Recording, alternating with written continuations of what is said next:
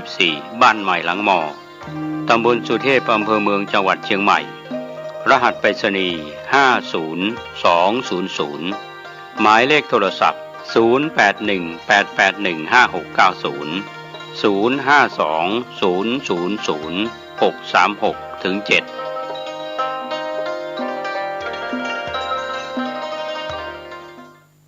วัดดอนจันทร์อำเภอเมืองจังหวัดเชียงใหม่ขอเชิญร่วมงานพิธีเทวาภิเษกวันปิยมหาราชรัชกาลที่5ระหว่างวันที่ 21 ถึง 23 ตุลาคม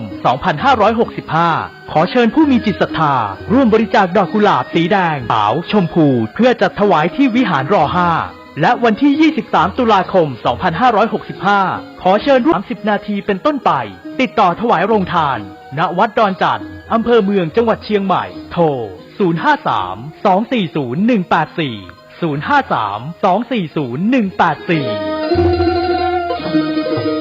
ข่าวสารเพื่อการประชาสัมพันธ์ทำบุญทอดกฐิน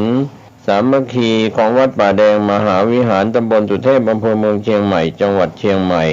อาทิตย์ที่30ตุลาคม2565 นาฬิกา30 นาทีคณะกฐินพร้อมกันณวัดป่าแดงมหาวิหาร 9 นาฬิกา 39 นาทีจุดธูปเทียนบูชาพระรัตนตรัยสมาทานเบญจศีลถวายผ้ากฐินพระสงฆ์อุปโลกกฐินพระสงฆ์อนุโมทนาเจริญจิตภาวนาแผ่เมตตา 11 นาฬิกาถวายภัตตาหารเพลแด่พระภิกษุสามเณร 12 นาฬิกาเชิญแขกผู้มีเกียรติร่วมรับประทานอาหารกลางวันประธานกรรมการงานทอดกฐินสามัคคีของวัดป่าแดงมหาวิหารผู้ช่วยศาสตราจารย์สมคิดสกุลวัฒนะพร้อมคณะกรรมการสายต่างๆก็มีสายคุณสมจิตวงจันทร์คำสายคุณสิริรักษ์ตันติเสรีสายคุณแสงทองวรวีระวงศ์สายขนส่งและสายอาจารย์เนนสมพงษ์ปันทกาสายคณะศรัทธาวัดป่าแดงมหาวิหารทุกท่านพร้อมครอบครัวท่านที่จะร่วมทำบุญผ่านบัญชีธนาคารกรุงไทยสาขาถนนสุเทพชื่อบัญชีวัดป่าแดงมหาวิหารเลขที่บัญชี521-064-7501สอบถามรายละเอียดเพิ่มเติมได้ที่0818815690ก็เป็นกำหนดการทำบุญทอดกฐินเป็นกฐินสามัคคีของวัดป่าแดงมหาวิหารตำบลสุเทพอำเภอเมืองเชียงใหม่จังหวัดเชียงใหม่วันอาทิตย์ที่30ตุลาคม2565ช่วงเช้า 9 นาฬิกา 39 นาทีเชิญท่านร่วมงานทำบุญทอดกฐินสามัคคีโดยพร้อมเพรียงกันกฐินทานคือสังฆทานบุญทานยิ่งใหญ่1 เดือนท่านกำหนดไว้นับตั้งแต่วันพิธีทำบุญทอดกฐินมหาวิทยาลัยเชียงใหม่ประจำปี 2565 ทอดถวายวันเสาร์ที่ 29 ตุลาคม พุทธศักราช 2565 ณ วัดสายหินตำบลสุเทพอำเภอเมืองเชียงใหม่ จังหวัดเชียงใหม่ 13 นาฬิกาพร้อมกันที่ศาลาธรรมมหาวิทยาลัยเชียงใหม่ตั้งขบวนแห่องค์กฐินและบริวารหน้าศาลาธรรมมหาวิทยาลัยเชียงใหม่เคลื่อนขบวนแห่องค์กฐินและบริวารออกจากศาลาธรรมมีกำหนดไปตามเส้นทาง 13 นาฬิกา 30 นาทีขวงวัฒนธรรมมหาวิทยาลัยเชียงใหม่ขบวนแห่องค์กฐินและบริวารทุกคณะสถาบันสำนักและส่วนงานต่างๆพร้อมกันมีการแสดงของชมรมพื้นบ้านล้านนาสโมสรนักศึกษามหาวิทยาลัยเชียงใหม่ 14 นาฬิกาเคลื่อนขบวนแห่องค์กฐินและบริวารเข้าสู่วัดสายหินประธานในพิธีจุดธูปเทียนบูชาพระรัตนตรัยไหว้พระสมาทานเบญจศีลกล่าวคำถวายผ้ากฐินแด่พระสงฆ์น้อมผ้ากฐินถวายพระสงฆ์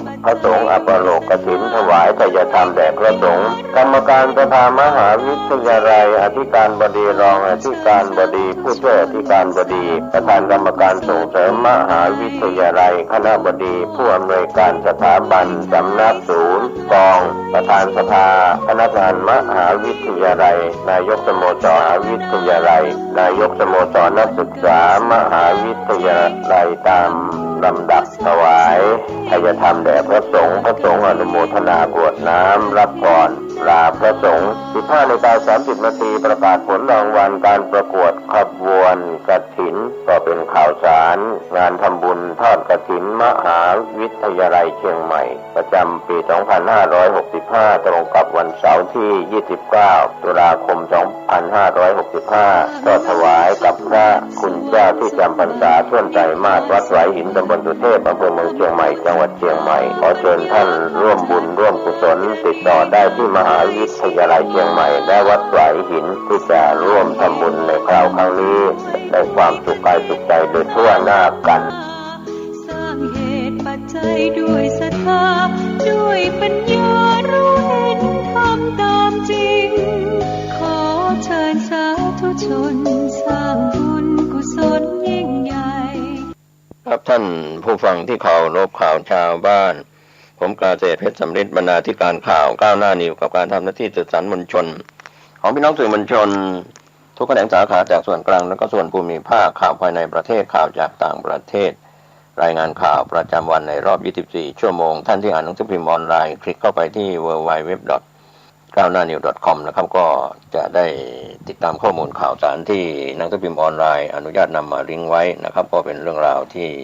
หลายคนหลายท่านได้ติดตามข้อมูลข่าวสารของรอบวันผ่านเว็บไซต์ www.gawnawnews.com ดังกล่าวธรรมะก่อนข่าวเรื่องของการที่เราได้เข้าใจความจริงที่ปรากฏนะครับที่เห็นบางเรื่องบางอย่างพี่น้องสื่อมวลชนอาจจะไม่ได้ตรวจสอบหรือสอบถามจากแหล่งข่าวก็ไปรายงานภาพข่าวที่ไม่ทราบสาเหตุของการที่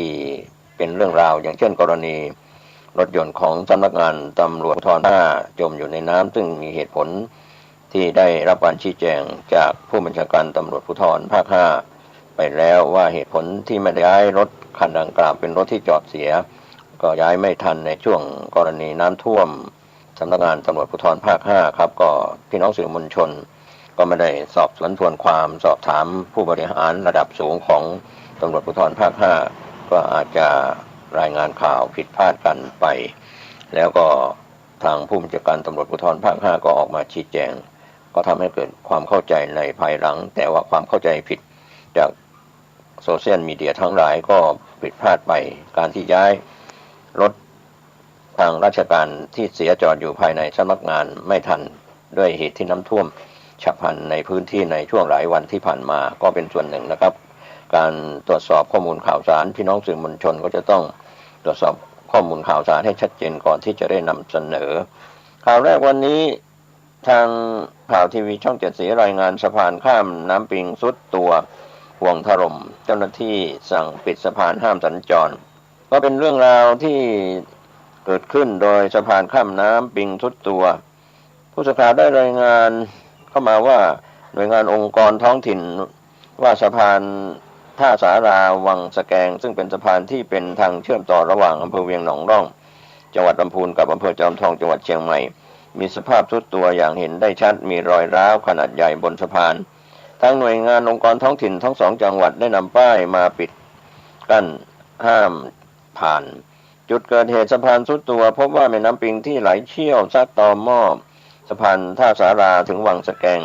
มีความยาว200เมตรความกว้างรวมฟุตบาท8เมตรก่อสร้างเมื่อปี 2530 ปัจจุบันใช้งานมาแล้ว35ชาวบ้านให้ข้อมูลว่าฝนตกหลายวันส่งผลให้สะพานทรุดตัวและสะสมเรื่อยมารอยร้าวก็เพิ่มขึ้นเรื่อยๆหากมองจากระยะไกลจะเห็นว่าสะพานทรุดตัวเป็นลักษณะเป็นคลื่นไม่รู้ว่าจะพังลงวันไหนและตอนนี้กระแสน้ำแรงหลังจากเจ้าหน้าที่สั่งปิดสะพานห้ามใช้สัญจรผู้ใช้เส้นทางและชาวบ้านต้องเปลี่ยนไปใช้สะพานอื่นที่ห่างออกไปไกลหลายกิโลเมตรครับก็เป็นเรื่องราวข่าวที่เกี่ยวกับสะพานข้ามน้ำปิงทรุดตัวนะครับก็คงจะมีการเร่งรีบแก้ไขปัญหาเรื่องของสะพานดังกล่าวนะครับที่อยู่รอยต่อระหว่างเชียงใหม่กับจังหวัดลำพูนนะครับใช้งานมามากเกิดมีน้ำไหลหลากนะครับในช่วงสัปดาห์ที่ผ่านมาก็ทำให้สะพานมีรอยร้าวก็มีเรื่องราวที่ทางปลัดกระทรวงมหาดไทยออกมาประกาศเรื่องการปราบปรามเรียก เรียกว่าประกาศสงครามยาเสพติดคุมเข้มใบอนุญาตอาวุธปืนถอดบทเรียนหนองบัวลำพูก็เป็นเรื่องวัวหายล้อมคอกนะครับทีมข่าวได้รายงานจากปลัดกระทรวงมหาดไทยประชุมด่วนประกาศทำสงครามยาเสพติดเต็มรูปแบบถอดบทเรียนเหตุกราดยิงหนองบัวลำพูติดกล้อง CCTV จัดเวรยามสั่งเข้มตรวจสอบคุณสมบัติผู้ขออนุญาตให้มีและใช้อาวุธปืนหากขาดคุณสมบัติให้เพิกถอนทันที7 ตุลาคม 2565ผู้ข่าวได้รายงานจากกระทรวงมหาดไทยนายสุทธิพงษ์จุลเจริญปลัดกระทรวงมหาดไทยเป็นประธานการประชุมหารือแนวทางในการป้องกันและแก้ไขปัญหายาเสพติดและการตรวจสอบคุณสมบัติของผู้ขออนุญาตให้มีและใช้อาวุธปืนโดยนายพรพจน์เพ็ญพาสรองปลัดกระทรวงมหาดไทยนายแมนรัตนสุขคนอธิบดีกรมการปกครองนายขจรศรีเจ้าวโนไทยอธิบดีกรมส่งเสริมการปกครองท้องถิ่นนายรัฐพลนาราดิศรรองอธิบดีกรมป้องกันและบรรเทาสาธารณภัยและเจ้าหน้าที่ที่เกี่ยวข้องเข้าร่วมประชุมก็มีส่วนเป็นข่าวคืบหน้าเรื่องนี้กันเข้ามาว่านายสุทธิพงศ์กล่าวถึงแสดงความเสียใจต่อเหตุการณ์กราดยิงที่ศูนย์เด็กเล็กในจังหวัดหนองบัวลำพูมีผู้เสียชีวิต38 คนและผู้บาดเจ็บอย่างไม่เป็นทางการอีก10 คนถือว่าเป็นข่าวที่สร้างความสะเทือนใจไปทั่วโลกขอแสดงความห่วงใยไปยังครอบครัวผู้สูญเสียและได้รับผลกระทบพร้อมให้ได้แสดงออกซึ่งความอาลัยโดยการยืนไว้ทุกข์เป็นเวลา38 วินาทีการประชุมได้ถอดบทเรียนเพื่อวางแผนป้องกันไม่ให้เกิดเหตุการณ์สะเทือนขวัญดังกรณีเช่นนี้อีกจะต้องทบทวนความเข้มแข็งการป้องกันและปราบปรามยาเสพติดรวมถึงการบำบัดฟื้นฟูผู้ป่วยยาเสพติดคุณสมบัติของผู้ขออนุญาตให้มีและใช้อาวุธปืนด้วยโดยได้มีการหารือแนวทางการเยียวยาและให้ความช่วยเหลือแก่ครอบครัวผู้สูญเสียหรือผู้ได้รับผลกระทบจากเหตุการณ์นี้นายสุทธิพงศ์กล่าวว่าขอชื่นชมความรอบคอบของคณะผู้บริหารและเจ้าหน้าที่ของทางองค์การบริหารส่วนตำบลอบต.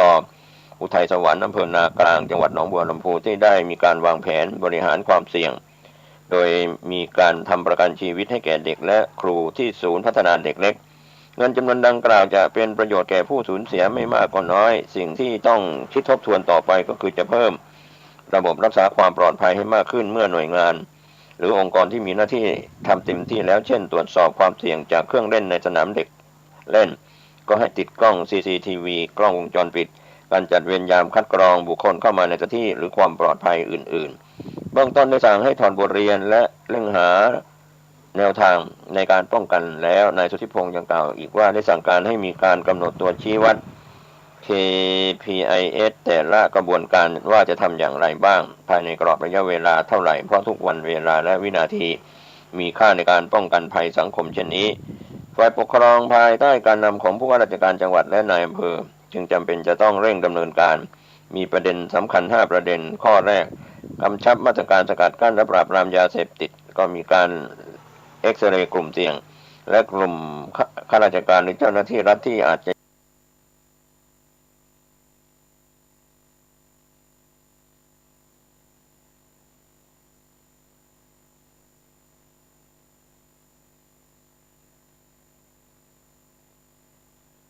ยุ่งเกี่ยวกับสารเสพติดครับก็เพื่อจะได้ลดปัญหายาเสพติดทั้งนำผู้ป่วยยาเสพติดเข้ารับการบำบัดรักษาและเพิ่มความเข้มข้นการตรวจตาตั้งด่านชุมชนโดยปลัดอำเภอฝ่ายป้องกันกำนันผู้ใหญ่บ้านช่วยรักษาความปลอดภัยของหมู่บ้านชลป.เพื่อตรวจสารเสพติดเฝ้าระวังเหตุการณ์ที่อาจเป็นภัยต่อสังคมอาชญากรรมรูปแบบต่างๆรวมถึงการค้ามนุษย์ประการที่2การปลุกจิตวิญญาณให้คนในหมู่บ้านช่วยกันระวังภัยทั้งคณะกรรมการหมู่บ้านกำนันผู้ใหญ่บ้านคนในชุมชนที่มีการสื่อสารหรือรายงานสถานการณ์ที่เป็นความเสี่ยงให้กับฝ่ายปกครองทราบเพื่อจะได้เตรียมการป้องกันก่อนเกิดเหตุ3ให้กรมส่งเสริมการปกครองท้องถิ่นสนับสนุนการตั้งด่านชุมชนของปค.และเจ้าหน้าที่ตำรวจในพื้นที่4ให้ผู้ว่าราชการจังหวัดและนายอำเภอให้ความสำคัญกับกิจกรรมของหมู่บ้านชุมชนกองทุนแม่ของแผ่นดิน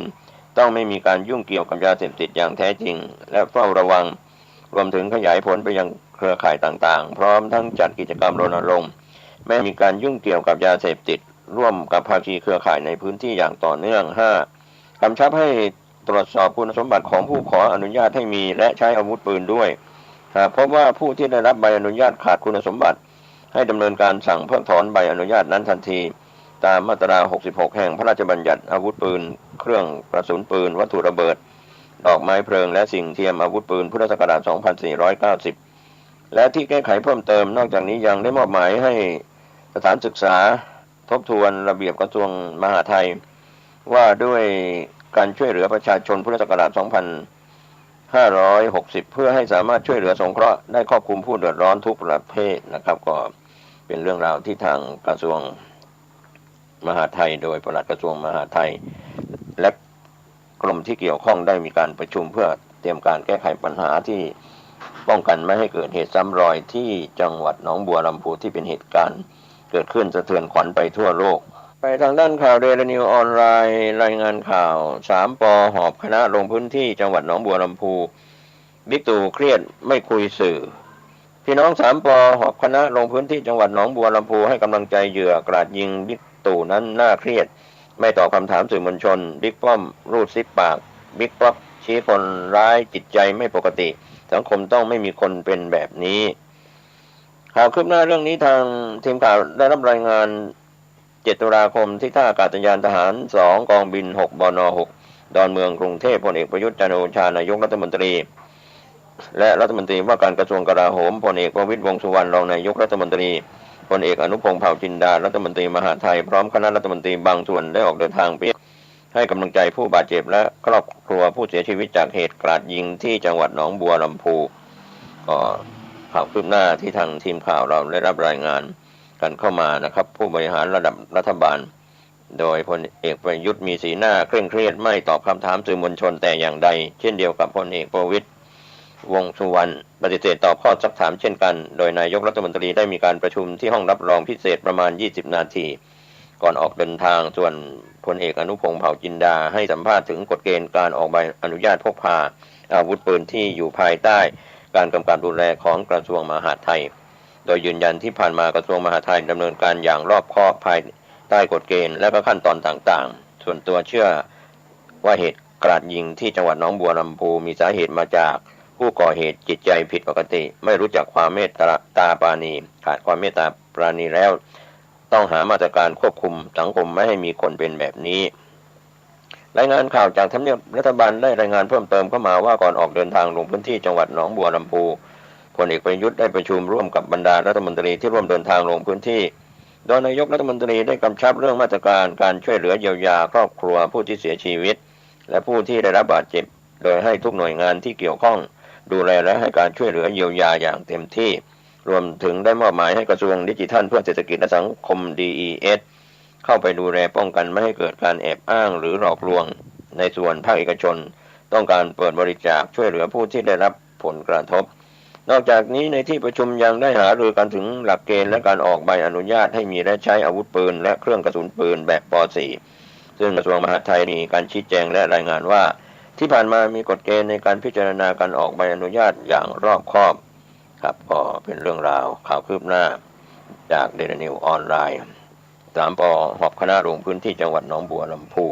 บิ๊กตู่เครียดไม่คุยกับสื่อพร้อมกับบิ๊กป้อมนะครับก็ข่าวคืบหน้าจะได้รายงานเพิ่มเติมไปทางด้านข่าวผู้จัดการออนไลน์รายงานข่าวเข้ามาว่าข่าวจะรั่วไหมทหารไทยลาวเตรียมร่วมกันลาดตระเวนทางน้ำสกัดกั้นยานนรก7 ตุลาคม 2565ข่าวภูมิภาคที่จังหวัดหนองคายกองกำลังสุรศักดิ์มนตรีกองทัพไทยและกองบัญชาการทหารนครหลวงเวียงจันทร์สปป.ลาวเตรียมลาดตระเวนทางน้ำป้องกันปราบปรามยาเสพติดเผยสถานการณ์ยาเสพติดยังน่าเป็นห่วงแม้จับกุมต่อเนื่อง7 ตุลาคมช่วงเช้าที่ห้องประชุมชั้น2ด่านพรมแดนมิตรภาพไทยลาวแห่งที่1อำเภอเมืองหนองคายจังหวัดหนองคายพันเอกปฏิวัติชื่นศรีเสนาธิการกรมทหารราบที่13รองผู้บังคับการกองบัญชาการควบคุมที่2กองกำลังสุรศักดิ์มนตรีและพันเอกวันชัยสิริปัญญา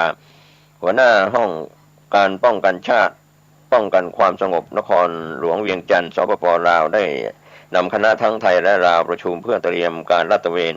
ตามลำน้ำของแม่น้ำโขงไทยลาวของชุดประสานงานประจำพื้นที่ชายแดนไทยลาวจังหวัดหนองคายถึงนครหลวงเวียงจันทร์เรื่องนี้ก็มีข่าวคืบหน้าโดยทางพันเอกปฏิวัติชื่นศรีเสนาธิการกรมทหารราบที่13 รองผบ.บก.ควบคุมที่2กล่าวถึงกองกำลังสุรศักดิ์มนตรีและกองบัญชาการทหารนครหลวงเวียงจันทร์ได้มีการพูดคุยหารือกันอย่างต่อเนื่องเรื่องของการป้องกันสกัดกั้นยาเสพติดรวมถึงการกระทำความผิดด้านกฎหมายอื่นๆครั้งนี้จะเป็นการหารือเตรียมการลาดตระเวนทางน้ำเพื่อให้ประชาชนทั้งสองฝั่งได้เห็นว่าเจ้าหน้าที่มีด้านความมั่นคงทั้งไทยลาวให้ความสำคัญจริงจังกับปัญหายาเสพติดนะครับการลาดตระเวนทางน้ำเป็นขั้นตอนการปฏิบัติจะมีการหารือรูปแบบการปฏิบัติเส้นทางการลาดตระเวนช่วงเวลาในการดำเนินการคาดว่าจะสามารถเริ่มปฏิบัติการลาดตระเวนทางน้ำได้ในเดือนตุลาคมนี้ทั้งนี้ปัญหายาเสพติดปริมาณการจับกุมเมื่อปีที่ผ่านมาเปรียบเทียบกับปีนี้พบว่าปีที่แล้วเยอะกว่าแต่ไม่ได้มีนัยยะว่าลดลงมากกว่ากำลังเจ้าหน้าที่ทหารพรานนรข.ฝ่ายความมั่นคงพื้นที่ตอนในมีการจับกุมอย่างต่อเนื่องแม้ว่ากัญชาจะปลดล็อกจากบัญชียาเสพติดแล้วก็ตามแต่หากมีการนำเข้าก็ยังมีกฎหมายศุลกากรอยู่ส่วนยาบ้าก็มีการจับกุมค่อนข้างมากพยายามสกัดกั้นไม่ให้ทะลักเข้าไปในพื้นที่ตอนในนะครับก็เป็นเรื่องราวข่าวคืบหน้าเรื่องของไทยลาวเตรียมลาดตระเวนทางน้ำนะครับเพื่อแก้ไขปัญหาสกัดกั้นยาเสพติดข่าวจากแนวหน้าออนไลน์รายงานข่าวจากต่างประเทศจีนแถลงการร่วมอาลัยเสียใจเหตุกราดยิงหนองบัวลำพู7 ตุลาคม 2565 7 ตุลาคมที่สถานเอกอัครราชทูตสาธารณรัฐประชาชนจีนประจำประเทศไทยแถลงการเกี่ยวกับเหตุกราดยิงหนองบัวลำพูผ่านเฟซบุ๊กของสถานเอกอัครราชทูตสาธารณรัฐประชาชนจีนประจำประเทศไทยว่าสถานเอกอัครราชทูตสาธารณรัฐประชาชนจีนประจำราชอาณาจักรไทยขอร่วมไว้อาลัยและแสดงความเสียใจต่อกรณีเหตุการณ์โศกนาฏกรรมที่จังหวัดหนองบัวลำพูประเทศไทยเมื่อวันที่6 ตุลาคม 2565 เกิดกรณีเหตุการณ์โศกนาฏกรรมที่จังหวัดหนองบัวลำพูของประเทศไทยสถานเอกอัครราชทูตสาธารณรัฐประชาชนจีนประจำราชอาณาจักรไทยขอร่วมไว้อาลัยต่อผู้เสียชีวิตอย่างสุดซึ้งและขอแสดงความเสียใจต่อครอบครัวของผู้เสียชีวิตครับก็เป็นเรื่องราวที่ทางจีนแถลงการร่วมอาลัยเสียใจเหตุกราดยิงหนองบัวลำพูก็ขอบคุณแนวหน้าออนไลน์ได้รายงานข่าวนี้กันเข้ามาจากจีนไปทางด้านเดลินิวออนไลน์ออกมาชี้เหตุกราดยิงหนองบัวลำพูสะท้อนระบบการศึกษาที่มุ่งตอบโจทย์วิชาชีพแต่หลงลืมวิชาชีวิตผู้อำนวยการหลักสูตรสันติศึกษามจร.ชี้เหตุกราดยิงที่หนองบัวลำพูสะท้อนความเป็นไปของสังคมที่เจ็บป่วยในหลายด้านโดยเฉพาะระบบการศึกษาที่มุ่งตอบโจทย์วิชาชีพแต่หลงลืมวิชาชีวิตทำให้คนฉลาดแต่ขาดความสุขเมื่อเผชิญหน้ากับแรงเหวี่ยงของตัณหาที่ไม่สมความอยากก็พร้อมจะแสวงหาสิ่งหนึ่งสิ่งใดมารองรับเพื่อระบายพลังแห่งความทุกข์7 ตุลาคม 2565 พระครูปลัดปัญญาวรวัฒน์หันษาธรรมหาโสผู้อำนวยการหลักสูตรสันติศึกษามหาวิทยาลัยมหาจุฬาลงกรณราชวิทยาลัยมจร.ได้โพสต์ข้อความผ่านเฟซบุ๊กถึงความอ่อนแอที่มอบแด่คนที่อ่อนเยาว์สังคมป่วยคนป่วยจะช่วยกันเยียวยาอย่างไรในนามหลักสูตรสันติศึกษามจร.ขอแสดงความเสียใจอย่างสุดซึ้งต่อครอบครัวญาติมิตรทุกท่านต่อความสูญเสียบุคคลผู้เป็นที่รักในครั้งนี้และไว้อาลัยแด่ดวงวิญญาณบริสุทธิ์ทุกดวงที่ต้องเดินทางจากพ่อแม่พี่น้องอันเป็นที่รักโดยไม่ทราบสาเหตุแห่งแรงจูงใจว่าเพราะเหตุใดจึงถูกกระทำเช่นนี้ก็เป็นส่วนที่พระคุณเจ้าได้ออกมาแสดงความคิดเห็นในเชิงสันติวิธีหลายคนเข้าใจว่าคนที่กล้าหาญเด็ดเดี่ยวและก้าวแกร่งเท่านั้นจึงจะสามารถแสดงออกซึ่งความรุนแรงโดยเดินเข้าไปในโรงเรียนอนุบาลแล้วใช้ปืนกราดยิงเด็กที่กำลังพักผ่อนนอนหลับพร้อมทั้งยิงครูผู้หญิงที่กำลังตั้งครรภ์ผู้คนจำนวนมากที่ไม่มีโอกาสจะต่อสู้หรือหลบหนีในความเป็นจริงแล้วผู้ก่อเหตุดังกล่าวนั้นเป็นบุคคลที่อ่อนแอไร้พลังอย่างถึงที่สุดแล้วจึงได้ตัดสินใจนำเอาความรุนแรงออกมารบความอ่อนแอที่กำลังเกาะกินใจที่กำลังเจ็บป่วยและทุกข์ทรมานความอ่อนแอของจิตที่มีโอกาสที่จะยืนหยัดต่อสู้กับกิเลสเครื่องเศร้าหมองที่เข้ามาท้าทายจนเป็นเหตุแห่งการก่อเหตุที่นำมาซึ่งความสูญเสียต่อชีวิตสะท้อนความเป็นไปของสังคมที่เจ็บป่วยในหลายๆด้านอยู่ในขณะนี้ส สติเตสังนิวารนังสติเป็นตัวกั้นกิเลสเครื่องเศร้าหมองก็ยอมรับเถิดว่าระบบการศึกษาที่มุ่งตอบโจทย์วิชาชีพแต่หลงลืมวิชาชีวิตจึงทำให้คนฉลาดแต่ขาดความสุขเมื่อเผชิญหน้ากับแรงเหวี่ยงของตัณหาที่ไม่สมความอยากจนก่อให้เกิดความแปลกแยกกับสังคมถ้าหวังผิดหวังกับสิ่งใดสิ่งหนึ่งก็พร้อมที่จะแสวงหาสิ่งใดสิ่งหนึ่งมารองรับเพื่อระบายพลังแห่งความทุกข์ความเจ็บปวดที่ตัวเองกำลังเผชิญการศึกษาข้างนอกที่มุ่งแสวงหากินกามและก็เกียรตินั้นจึงไม่พอที่จะตอบโจทย์ความเป็นไปของชีวิตหากควรมุ่งพัฒนาการศึกษาข้างในที่มุ่งพัฒนาตัวรู้ก่อนความรู้ก็จะทำให้สามารถยับยั้งชั่งใจก่อนที่จะตัดสินใจกระทำสิ่งใดสิ่งหนึ่งโดยไม่ได้สนใจผลลัพธ์ที่จะตามมาภาพจำที่เลวร้ายอาจจะกลายเป็นแบบอย่างของการใช้ความรุนแรงภาพจำของการกราดยิงในโรงเรียนที่เกิดขึ้นในต่างประเทศรวมถึงภาพของทหารที่ใช้อาวุธยิงผู้คนในห้างที่โคราชอาจจะกลายเป็นแบบอย่างของการปฏิบัติที่เลวร้ายช่วยเป็นทางเลือกในการระบายอารมณ์ความรู้สึกต่อกลุ่มคนที่ง่ายต่อการรองรับความเจ็บปวดและบาดแผลทางใจที่ตัวเองได้รับมาจะน่าเศร้ายิ่งขึ้นไปอีกหากครั้งนี้จะเป็นแรงผลักดันให้เกิดเหตุร้ายในโอกาสต่อไปยิ่งอยู่ใกล้ยุทธปัจจัยเอื้อต่อความรุนแรงยิ่งต้องแสวงหาหนทางป้องกันอย่างรอบด้านกรณีทหารที่โคราชใช้อาวุธสงครามกราดยิงผู้คนในห้างและนอกห้างจนมาถึงกรณีของอดีตตำรวจใช้อาวุธปืนที่ตัวเองเข้าถึงอย่างง่ายดายนั้นยิ่งทำให้อารมณ์และความรู้สึกของคนในสังคมเริ่มมีคำถามตามมาว่าในอนาคตจะมั่นใจได้อย่างไรว่าผู้ที่สามารถครอบครองอาวุธเข้าถึงอาวุธสงครามเหล่านั้นจะไม่ก่อเหตุขึ้นอีกในอนาคตผู้ที่เกี่ยวข้องกับประเด็นเหล่านี้ควรจะมีมาตรการป้องกันอย่างไรในอนาคตอันจะทำให้เกิดความมั่นใจประกันความปลอดภัยแก่กลุ่มบุคคลอื่นๆในสังคมที่ไม่มีโอกาสหรืออำนาจในการเข้าถึงอาวุธเหล่านั้นสังคมป่วยคนป่วยพระสงฆ์ช่วยเยียวยาสถานการณ์การสังหารหมู่ครั้งนี้มีกลุ่มคนไม่น้อยที่หันกลับมาตั้งคำถามกับพุทธศาสนารวมถึงองค์กรพระพุทธศาสนาที่อยู่เคียงคู่กับสังคมไทยมาช้านานว่าจะเข้ามาช่วยอย่างไรระยะสั้นคือการช่วยเหลือด้านพิธีกรรมทางศาสนาจัดพิธีสวดพระอภิธรรมศพแล้วก็ในส่วนพิธีชาปนกิจรวมถึงการให้กำลังใจนำธรรมะไปช่วยกล่อมเกลาจิตใจครอบครัวผู้สูญเสียในระยะยาวโดยการวิเคราะห์สถานการณ์สังคมรวมถึงผู้คนในสังคมที่กำลังมีความเจ็บป่วยทางจิตใจโรคของวัตถุนิยมที่ถูกฉาบทาด้วยโลกธรรมการแย่งชิงแข่งขันความเห็นแก่ตัวการทุจริตยาเสพติดความว้าเหวเปลี่ยวเหงาแปลกแยกขาดภูมิคุ้มกันทางใจเมื่อเผชิญหน้ากับวิกฤตการณ์จึงมิอาจวางใจยอมรับและมองโลกในแง่ร้ายกลายเป็นแรงผลักดันให้ก่อเหตุทุกข์ของคนจึงกลายเป็นโอกาสของธรรมะที่พระสงฆ์หรือองค์กรศาสนาจะได้นำมาวิเคราะห์ความเป็นมาเป็นไปของจุดเจ็บปวดภายในจิตใจแล้วเสนอธรรมะที่ผ่านการออกแบบให้เหมาะสมกับวิถีความเป็นไปของผู้คนในสังคมโลกเพื่อให้โรคไม่ช้ำและให้ธรรมได้ช่วยคุ้มครองผู้คนในสังคมโลกมาตรการรองรับที่พึงประสงค์ในระยะสั้นจำเป็นต้องเยียวยาทั้งร่างกายและจิตใจครอบครัวเด็กๆและผู้สูญเสียจากกองทุนต่างๆในขณะที่พระสงฆ์วัดวารามก็เข้ามาช่วยจัดพิธีกรรมทางศาสนานำหลักธรรมมากล่อมเกลาจิตใจญาติผู้เสียชีวิตส่วนระยะกลางก็ควรเตรียมการในการวางมาตรการต่างๆช่วงนี้จนถึงปีใหม่ให้แก่โรงเรียนต่างๆที่อาจจะนำไปสู่เหตุร้ายที่ไม่คาดฝันการจะทำคู่มือเพื่อเตือนให้ครูและเด็กได้ตระหนักรู้หาทางออกต่อสถานการณ์ที่ไม่คาดฝันที่อาจจะเกิดขึ้นโดยมิคาดฝันในระยะยาวควรเปิดพื้นที่ให้มีการศึกษาเพื่อสันติภาพ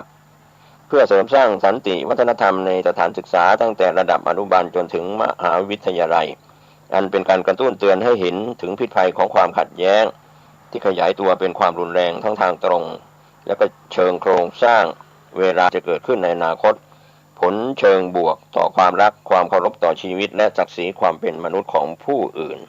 การหาทางออกเพื่อบริหารจัดการปัญหาเหล่านี้อย่างถูกต้องเหมาะสมในทุกมิตินั้นขออย่าให้อยู่บนฐานของความเกลียดชังเกลียดแค้นต่อผู้ก่อการรวมถึงญาติมิตรที่เกี่ยวข้องเพราะถึงอย่างไรผู้ก่อการก็ได้ตัดสินใจใช้ปืนแก้ไขปัญหาตัวเองด้วยความเข้าใจผิดคิดว่าเป็นการแก้ปัญหาในชาตินี้แล้วก็ตามขอให้เราท่านทั้งหลายได้ช่วยเหลือกันตามสมควรแก่สถานะทั้งการจัดพิธีแก่ผู้เสียชีวิตบริจาคเลือดแก่ผู้บาดเจ็บใช้กองทุนเยียวยา ให้กำลังใจพ่อและญาติที่สูญเสียสวดมนต์ทำจิตภาวนาแผ่บุญบารมีให้แก่ผู้ที่เกี่ยวข้องป้องกันภัยและจัดวางระบบการสร้างภูมิคุ้มกันในระยะต่างๆโดยนำเอาเหตุการณ์ที่เกิดขึ้นแล้วในไทยและต่างประเทศครั้งนี้มาเป็นฐานในบทเรียนศึกษาเรียนรู้ป้องกันแก้ไขก็จะทำชีวิตชุมชนและสังคมมีความร่มเย็นเป็นสันติสุขสืบไปนะครับก็เป็นเรื่องราวที่พระคุณเจ้าได้ออกมาเรียกว่ามีข้อชี้แจงที่เกี่ยวกับสารธรรมที่เกี่ยวกับธรรมะนะครับโดยพระครูประหลัดปัญญาวรวัฒน์หันษาธรรมะมหาโสผู้อำนวยการหลักสูตรสันติศึกษามหาวิทยาลัยมหาจุฬาลงกรณราชวิทยาลัยมจร.ได้โพสต์ผ่านเฟซบุ๊กส่วนตัวของท่านนะครับวันนี้ข่าวชาวบ้านหมดเวลาลงผมเกษตรเพชรสำเร็จบรรณาธิการข่าวก้าวนันนิวก็ขอบคุณพี่น้องสื่อมวลชนทั้งสื่อไทยสื่อเทศข่าวภายในประเทศข่าวต่างประเทศด้วยความขอบคุณขอให้เราได้พิจารณาเหตุการณ์ต่างๆจะเป็นเหตุการณ์ที่เกิดขึ้นเป็นเหตุการณ์รุนแรงก็ขอให้ท่านยับยั้งชั่งใจแล้วก็สร้างภูมิคุ้มกันเรื่องนี้ให้เกิดความคลายความโศกความเศร้าอย่าได้ซ้ำเติมหรือสื่อสารที่ไปกระทบจิตใจของครอบครัวผู้เสียชีวิตหรือบาดเจ็บก็ตามด้วยความขอบคุณวันนี้ขอทุกคนทุกท่านดูแลครอบครัวของท่านให้สุขกายสุขใจสวัสดีครับนักกะแห่งธรรมะก็มาพบมาปะกับญาติกับโยมอีกเช่นเคยก็เรียกว่าเป็นปกติแต่วันนี้ไม่ปกติ เลยเวลากำหนดมาหน่อยหนึ่งประมาณ 6-7 นาทีเดี๋ยวจะอู้ให้ฟัง ก็มาปะกันเป็นประจำทุกวันในเวลาเดียวกันนี้และก็ณทางสถานีวิทยุแห่งนี้แต่ปกติอยู่ตลอดเวลาก็คือการไหว้บทมนต์เพื่อนำมาเป็นสิริมงคลต่อตัวต่อตนฉะนั้นต่อไปเราก็มาไหว้พระสวดมนต์พร้อมกันนะเริ่มกันได้อะระหังสัมมาสัมพุทโธภควาพุทธังภควันตังอภิวาเทมิกราบพระพุทธสวากขาโตภควตาธัมโมธัมมังนัมมัสสามิกราบพระธรรมสุปฏิปันโนภควโตสาวกสังโฆสังฆังนะมามิกราบพระสงฆ์ต่อไปกล่าวคำนมัสการนะโมตัสสะภะคะวะโตอะระหะโตสัมมาสัมพุทธัสสะนะโมตัสสะภะคะวะโตอะระหะโตสัมมาสัมพุทธัสสะนะโมตัสสะภะคะวะโตอะระหะโตสัมมาสัมพุทธัสสะพุทธังสารนังคัจฉามิธัมมังสารนังคัจฉามิสังฆังสารนังคัจฉามิตุติยัมปิพุทธังสารนังคัจฉามิตุติยัมปิธัมมังสารนังคัจฉามิตุติยัมปิสังฆังสารนังคัจฉามิต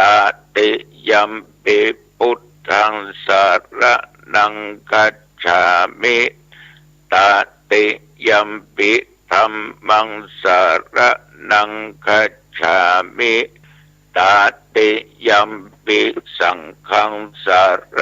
นังคัจฉามิกรมอุตุได้ประกาศว่า ตั้งแต่เมื่อตะวันวามาจนถึงปัจจุบันนี้ที่บริเวณวัดหนองตองนั้นมีฝนตกเล็กน้อยเมื่อเวลาบ่าย3 โมงบ่าย3 โมงตกลงมาสุยแต่คนก็ยังเตียวไปเตียวมาได้อยู่ตกลงมาประมาณ 3-4 นาทีก็หายเซ็บหายสอยกลางวันก็มีกะแสงแดดฝนตกก็แดดออกญาติโยมทั้งหลายอันนี้ก็เป็นเรื่องธรรมชาติการสอบธรรมสนามหลวงประจำปีพุทธศักราช 2565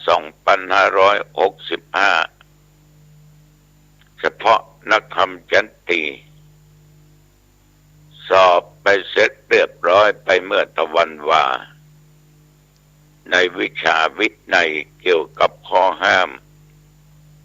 เกี่ยวกับศีลสิกขาบทที่มาในพระปาติโมกข์นอกพระปาติโมกข์ญาติโยมสิกขาบทคือศีลนั้นมีอย่างหนักเป็นต้นว่าเมื่อต้องเข้าปาราชิกข้อใดข้อหนึ่งด้วยเจตนาก็ขาดจากความเป็นภิกษุถึงว่าจะนุ่งเหลืองห่มเหลืองอยู่ก็ขาดจากความเป็นภิกษุสิกขาบทบางข้อถ้าล่วงไปแล้วปาราชิกไปแล้วจะกลับมาบวชใหม่อีกก็ยังไม่ได้ตามพระธรรมวินัยอาบัติบางสิ่งบางอย่างก็อยู่ในระดับปานกลางเพิ่นบอกว่าอยู่กรรมคือการทรมานตัวทรมานตนใช้วิริยะความอดทนความเพียรปฏิบัติตัวตนนั้นก็อู้ง่ายๆว่าเข้าปริวาสกรรมจนถึงอัปพานออกญาติโยมทั้งหลายอาบัติเหล่านั้นก็โพ้นไปอย่างเบาอันนี้ก็รับสารภาพเพียเพราะว่าปรุงอาบัติกับพระสงฆ์องค์เจ้าแล้วก็ลงโทษเป็นต้นว่าปัดกวาดวัดเทกตนตักน้ำตักหนองเหล่านี้ก็พ้นไปแต่ว่าถ้าหัวว่ามันผิดมันพ้นไปก็ทำบ่อยๆมันก็ถึงดีญาติโยมก็ออกแม่ออก4 วิชาการสอบนักธรรมจันตรีผ่านไปก็ดีอกดีใจที่คณะสงฆ์ทุกวัดได้ร่วมจิตร่วมใจกันเสียสละจตุปัจจัยวัดละ 1,000 บาท87เอามาเป็นค่าอาหารการกินเลี้ยงเพลทุเจ้าเน้นทั้งหลายนอกนั้นทุเจ้าแต่ละวัดก็ยังทำเป็นอาหารกรณีพิเศษมาสมทบแถมมีญาติโยมเอามาตานื้อแถมโอ้ต้องขออนุโมทนาขอบใจนักทุเจ้าทั้งหลายเฮ้ยศรัทธาญาติโยมทั้งหลายร่วมจิตร่วมใจกันดีจะกินก็ช่วยกันดากินอิ่มก็ช่วยกันเก็บช่วยกันล้างช่วยกันเมียดฉะนั้นทุกอย่างมันจึงเรียบร้อยไม่มีปัญหาใดๆเกิดขึ้นแล้วจะไปสอบนักธรรมโทเอกและธรรมศึกษาตรีโทเอกอีกในเดือนพฤศจิกายนเพราะแล้วเดือนนี้ไปนะประมาณวันที่20 พฤศจิกาขึ้นไปนะก็ได้สอบนักธรรมโทเอกอีก4 วัน ธรรมศึกษาตรีโทเอกอีก1 วันโอ้บอกว่าจะหาวิธีใดก็ว่าก็อู้กับเจ้าคณะตำบลทั้งหลายว่างวดหน้านี้เอาแบ่งกันเนาะ3 ตำบลรับผิดชอบเลี้ยงเพลวันหนึ่ง3 ตำบลรับผิดชอบเลี้ยงเพลวันหนึ่งพอนับดูตำบลคณะสงฆ์มันมีอยู่12 ตำบลพอดีนะ3 4 12เอาตำบล3 ตำบลรวมกันทำอาหารมาเลี้ยงเพลพระสงฆ์องค์เด่นผู้ที่สอบนะก็เป็นอันว่าตกลงกันทุกอย่างนั้นถ้าเข้าใจกันไม่ขัดกัน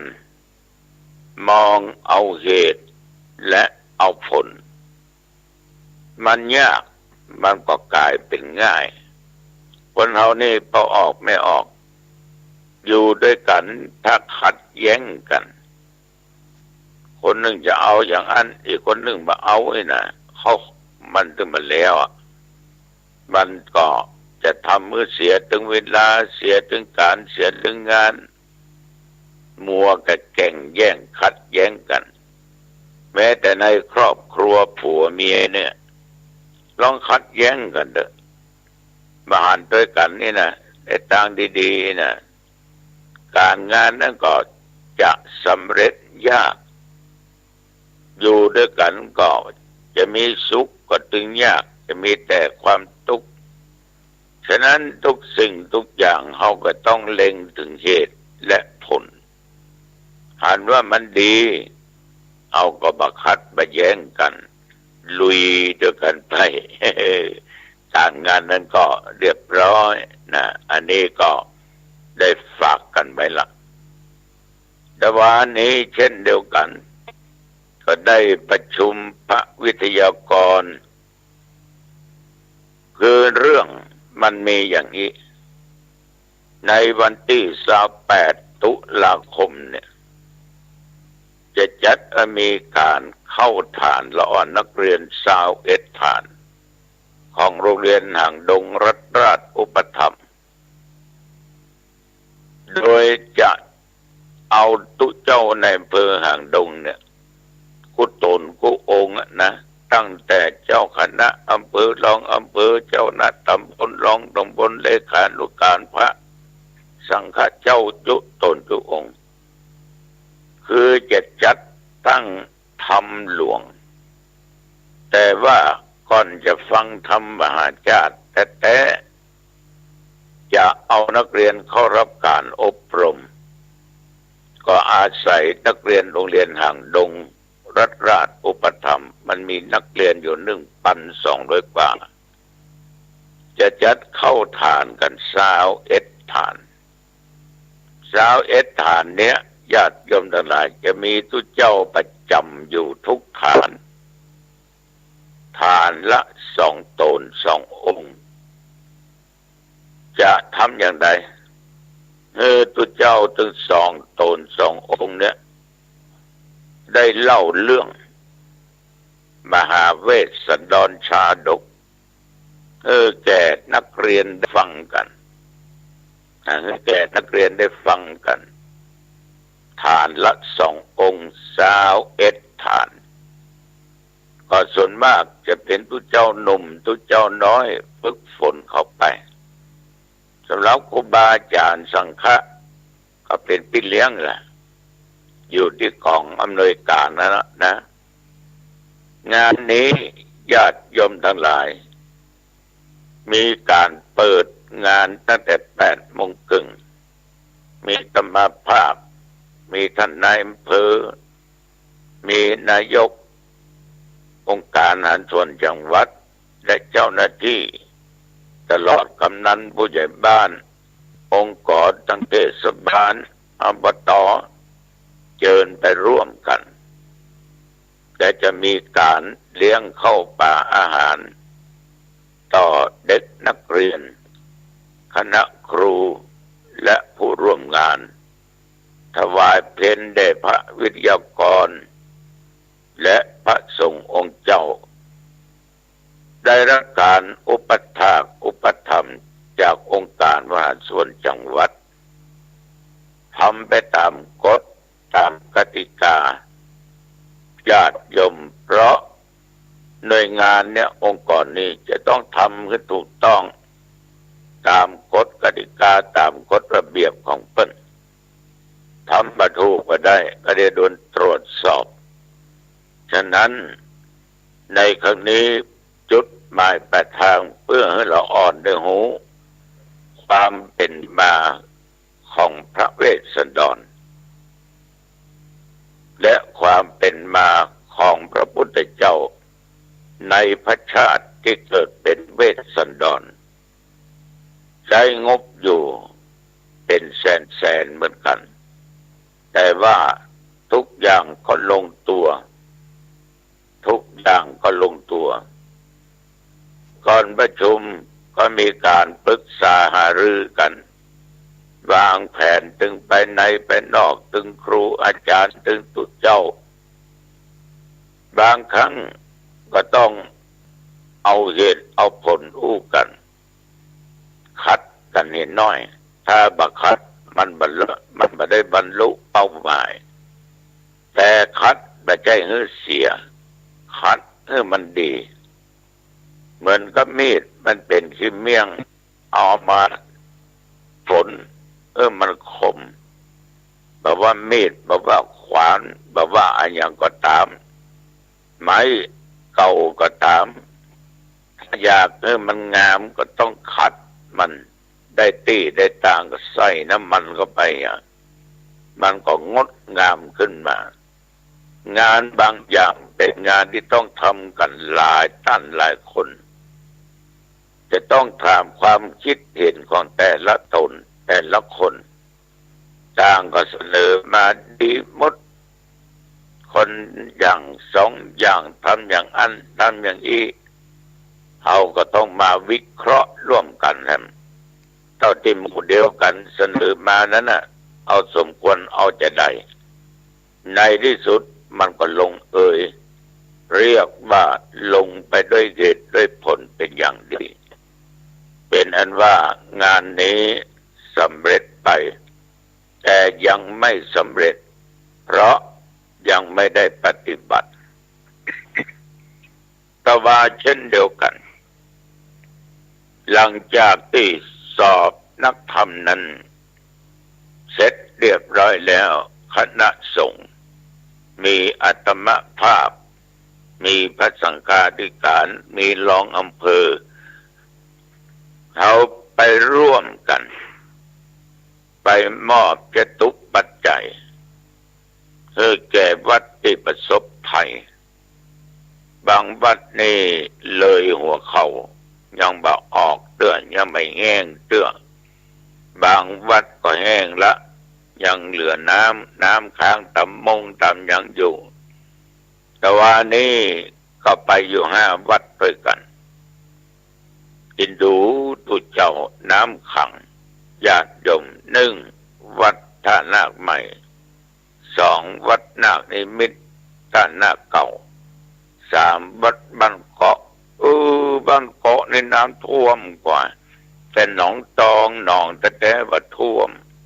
หนองจ้างก็บ่ท่วมหนองไคร้ก็บ่ท่วมหนองบัวก็ไม่ท่วมไปท่วมบ้านเกาะว่ากันญาติโยมทั้งหลายน้ำท่วมวันนี้จะสูบออกแล้วก็ไปที่วัดพระเจ้าอมลิ้มน้ำยังบรรลดเข้ามาได้แต่ก็ได้มอบกำลังใจกันแก่เจ้าอาวาสวัดใจสถานภาษาบ้านห้องว่าวัดบ้านเกาะเหมือนกันอันนั้นท่วมจนถึงเอวไปแต่ไปนั้นน้ำลดละแต่บ้านจองของญาติโยมบางท่านบางคนยังถูกน้ำท่วมอยู่คณะสงฆ์ตึงจังหวัดคณะสงฆ์หางดงจังหวัดก็ได้อนุเคราะห์วัดช ช่วยวัดไปทั่วจังหวัดนะที่ถูกน้ำท่วมก็มอบจตุปัจจัยให้วัดละ5,000 บาทคณะสงฆ์หางดงก็มอบเพิ่มเติมก็ไปอีก3,000 บาทเป็นอันว่าได้วัดละ5,000 บาทอาตมาก็สั่งกำชับว่าในฐานะเจ้าคณะผู้ปกครองนามคณะสงฆ์ปัจจัยนี้ขอถวายแก่ทุกเจ้านำไปเป็นค่าอาหารการกินแม่ครัวทำก็ได้บ่ได้มอบเป็นของวัดบ่ได้มอบคณะกรรมการเพราะบางแห่งบางที่อาจจะเข้าใจกันผิดเดี๋ยวกรรมการเก็บไปฝากแค่ก็เรียบร้อยหรือบางอันก็เข้าใจว่าเอาไปฮื้อกับวัดออกใจบ่ได้เลยสั่งว่าอันนี้มอบตุเจ้าอาวาสเอาเลี้ยงพระสงฆ์องค์เด่นที่อยู่ในวัดมันตรงกับเป้าหมายพี่น้องศรัทธาญาติโยมเขาช่วยเหลือซึ่งกันและกันสงเคราะห์ซึ่งกันและกันเมื่อเกิดภัยอย่างเกิดขึ้นเขาอยู่ร่วมกันในโลกนี้ญาติโยมมันก็เป็นพี่เป็นน้องเดียวกันหมดเนาะแตกหน่อออกไปก็ไปอยู่ที่นั่นที่นี่ก็ออกไม่ออกคนเฮาเนี่ยความที่มีเมตตาธรรมต่อกันเนี่ยเพราะว่าเมตตาค้ำจุนโลกนะมันต้องถูกต้องแต่ถ้าต่างคนต่างเฉยนะตัวไผตัวมันไผมาช่วยไผนะโอ้ลำบากเนอะว่าออกไม่ออกญาติโยมทั้งหลายฉะนั้นตวาคณะสงฆ์ก็บ่ลืมหมู่เดียวกันอีกอย่างหนึ่งตวานี้ก็มีโอกาสไปงานทำบุญคนเฒ่าเพิ่นตายเนาะอายุได้ถึง91คนหรอ เป็นแฟนพันธุ์แท้พร้อมถึงตัวเจ้าพระเนรก็ไปเทศน์ไปสวดเนี่ยนะบรรยากาศก็ดีญาติโยมมีคนตั้งอกตั้งใจฟังเทศน์ฟังธรรมนี่ต้องขอบใจนะตัวเจ้าทั้งหลายก็ทำงานญาติโยมก็ทำการทำงานแต่เจ้านี่ที่บอกว่าได้จะบอกนั่นคือลืม ลืมไอ้อย่างตื่นมาจัดเจ้าก็มันนั่งอยู่ที่บนเตียงเนี่ยแน่จะออกรายการสดปกิณกะแห่งธรรมะนั่งคัดสมาธิกะเสร็จลับตาไปกับสมาธิเนาะ เข้าลืมตาขึ้นกดพอ5:07 ละล่วงเลยไปถึง7 นาทีแต่ยังว่าญาติโยมความลืมเนี่ยแก้ตัวมันถึงลืมแต่จะไปลืมตัวเหมือนงัวลืมติ่นเนอะจะลืมอะไรอย่างก็ตามจะไปลืมสร้างคุณงามความดีเนอะก็ออกไม่ออกสร้างคุณงามความดีลืมตัวไปละความดีทะนงตัวอวดตัวว่ากูนิ่มแก่กูตึงเจ็บเป็นอย่างกูตึงบาดตายกูขยะอย่างกูขยะนี่นะนั่นลืมตัวเองโดยลืมไปว่าเกิดแก่เจ็บตายนั้นเป็นเรื่องธรรมดาแต่มันไม่ใช่ธรรมดาเพราะเอาจะหนีมันตึมปนบ้านตัวเจ้าว่าคนบ้านอันนี้ก็ขอฝากกับญาติกับโยมเอาละอย่าไปมาก็หันว่าเป็นเวลาพอดีเนาะอายุวันโนสุขังพลังพบกันใหม่โอกาสหน้าเจริญพร ข่าวสารเพื่อการประชาสัมพันธ์ขอเชิญชวนผู้ใจบุญร่วมบุญจัดซื้อที่ดินถวายวัดกู่มาปินร้าง300 ปีบ้านป่าขุยหมู่ที่3ตำบลสันปูเลยอำเภอดอยสะเก็ดจังหวัดเชียงใหม่ เพื่อขยายพื้นที่วัดเพิ่มขึ้นเนื่องจากวัดมีพื้นที่น้อยจะทำการสร้างเป็นศาสนสถานที่ปฏิบัติธรรมสืบสานศาสนาต่อไปร่วมบุญได้ที่ธนาคารกรุงเทพเลขที่บัญชี772-015-2391ชื่อบัญชีวัดชัยสถานเพื่อบูรณะวัดกู่มะปินหรือร่วมบุญติดต่อโดยตรงที่พระธวัชชัยธีรปัญโย0801732709-065-009-009ข่าวสารเพื่อการประชาสัมพันธ์ขอเชิญชวนผู้ใจบุญใจกุศลร่วมทอดกฐินสามัคคีร่วมสืบชะตาหลวงณวิหารพระเจ้าตาเขียวณวัดบ้านเหล่าพระเจ้าตาเขียวตำบลบ้านเรือนอำเภอป่าซางจังหวัดลำพูนตรงกับวันอาทิตย์ที่6พฤศจิกายนพุทธศักราช2565เวลา 9:19 น.เป็นต้นไปรายได้จากการทำบุญทอดกฐินสมทบทุนสร้างศาลาเก็บพัสดุและพัฒนาห้องสุขาเชิญบริจาคผ่านธนาคารออมสินพัฒนาวัดบ้านเหล่าเลขที่บัญชี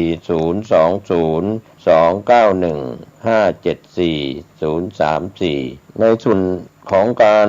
รวบรวมสมทบทุนพิมพ์หนังสือศาสนบุคคลสำคัญล้านนาและตำนานพระเจ้าตาเขียวก็สามารถร่วมบริจาคผ่านธนาคารกรุงไทยพระครูภาวนาโสภิตเลขที่บัญชี51111714-383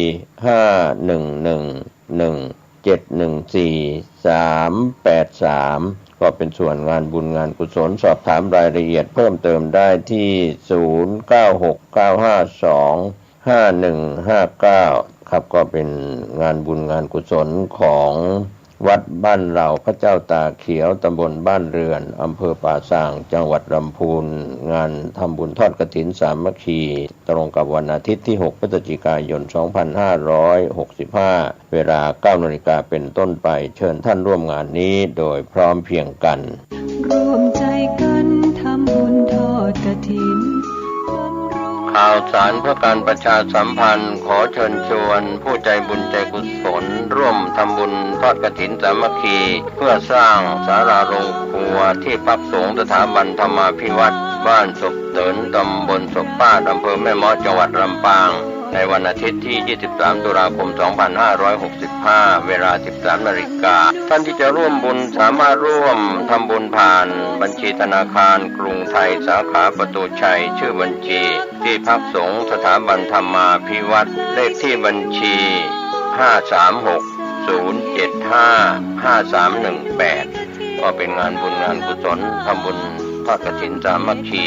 โดยการนำของคุณแม่ชะแรมอุดมทรัพย์นะครับที่จะได้เป็นประธานทอดกฐินพร้อมคณะนะครับวันอาทิตย์ที่23ตุลาคม2565เวลา 13:00 น.เชิญท่านร่วมงานนี้โดยพร้อมเพรียงกัน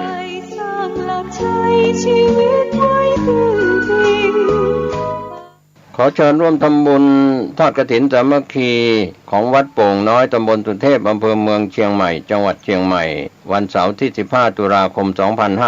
2565โดยวันศุกร์ที่14ตุลาคมสมโภชองค์กฐินณวัดโป่งน้อยเสาร์ที่15ตุลาคมช่วงเช้า 9:00 น.ถวายผ้ากฐินโดยมีคุณเบญจวรรณแสงคำป้าแอ้วเป็นประธานองค์กฐินพร้อมคณะนะครับก็ขอเชิญชวนประธานนักศิลป์นักบุญทั้งหลายร่วมงานทำบุญทอดกฐินมัคคีของวัดโป่งน้อยตำบลสุเทพอำเภอเมืองเชียงใหม่จังหวัดเชียงใหม่วันเสาร์ที่15ตุลาคม2565เวลา 9:00 น.เป็นต้นไปได้บุญได้กุศลได้คุณงามความดีโดยทั่วหน้ากันข่าวสารเพื่อการประชาสัมพันธ์งานบุญงานกุศลการทำบุญทอดกฐินสามัคคีขอเชิญชวนท่านร่วมเป็นเจ้าภาพทอดถวายกับพระที่จำพรรษาท่วนไตรมาสของวัดช้างคำอำเภอป่าซางจังหวัดลำพูนเวลา 9:39 น.วันพฤหัสบดีที่13ตุลาคมพุทธศักราช2565ท่านที่จะร่วมบุญร่วมตั้งโรงทานอาหารน้ำดื่มกองบุญทอดกฐินก็500กองทอง300กองเงิน200ติดต่อได้ที่เจ้าอาวาสวัดช้างคำ พระอาจารย์มหาประสิทธิ์0615476539ได้ทุกวันก็เป็นงานบุญงานอันยิ่งใหญ่ทำบุญทอดกฐินสามัคคีของวัดช้างคำอำเภอป่าซางลำพูน 9 นาฬิกาเป็นต้นไป13 ตุลาคม 2565 เชิญท่านร่วมงานได้บุญได้กุศลโดยพร้อมเพรียงกันนี่เป็นการเปลี่ยนบรรยากาศเพราะว่าบางครั้งวัดที่อยู่ใกล้บ้านในปัจจุบันอาจจะกระทึกครึกโครมโดยชาวบ้านที่อยู่รอบวัดแต่เราไปยังวัดป่าก็ดีที่อยู่ห่างไกลจากหมู่บ้านหรือไปยังถิ่นธรรมชาตินะครับมีน้ำตกมีดอยมีภูเขามีถ้ำมีทะเลอะไรอย่างนี้เป็นต้นก็เราไปเพื่อจะไปพักผ่อนวัดกายวัดใจของเราในช่วงนี้เราลำลึกนึกถึงพระคุณของแม่ก็ดีแม่ผู้ให้กำเนิดที่มีชีวิตอยู่หรือล้มหายตายจากไปแล้วแม่ของชาติของแผ่นดินก็แล้วแต่นะครับถือว่าเป็นผู้ทำคุณแก่เราก่อนดังนั้นเราจะเรียกธรรมชาติว่าเป็นแม่น้ำเป็นลำคลองเป็นทะเลก็เหมือนเป็นแม่โดยธรรมชาติก็ทุกสิ่งทุกอย่างเราดูคุณจากทะเลนะครับสิ่งที่เป็นของสกปรกไม่สะอาดตกลงไปในทะเลคลื่นทะเลก็จะซัดขึ้นฝั่งนะครับท่านผู้ฟังไม่สามารถจะอยู่กลางทะเลได้แล้วคุณของทะเลข้อหนึ่งก็คือมีรสเค็มสิ่งที่จะทำให้ตกไปในทะเลนั้นมีการส่งกลิ่นเหม็นนั้นก็คงเป็นไปได้ยากเพราะว่าทะเลนั้นมีรสเค็มความเค็มนั้นที่เรานึกถึงว่าเรานำเกลือหรือของเค็มไปดองเป็นไข่เค็มเป็นผักกาดดองเป็นของดองอะไรต่างๆก็มาจากความเค็มเขาจะทำปลาร้าจะทำเครื่องดองประเภทต่างๆก็ขาดเค็มไม่ได้ดังนั้นทะเลจึงมีความเค็มเป็นรสทำไมสัตว์ทะเลที่อยู่ในน้ำทะเลในมหาสมุทรจึงมีชีวิตอยู่ได้เพราะว่าการปรับตัวอยู่กับธรรมชาติทุกๆชีวิตนั้นเราจะอยู่ที่ไหนในเมืองนอกเมือง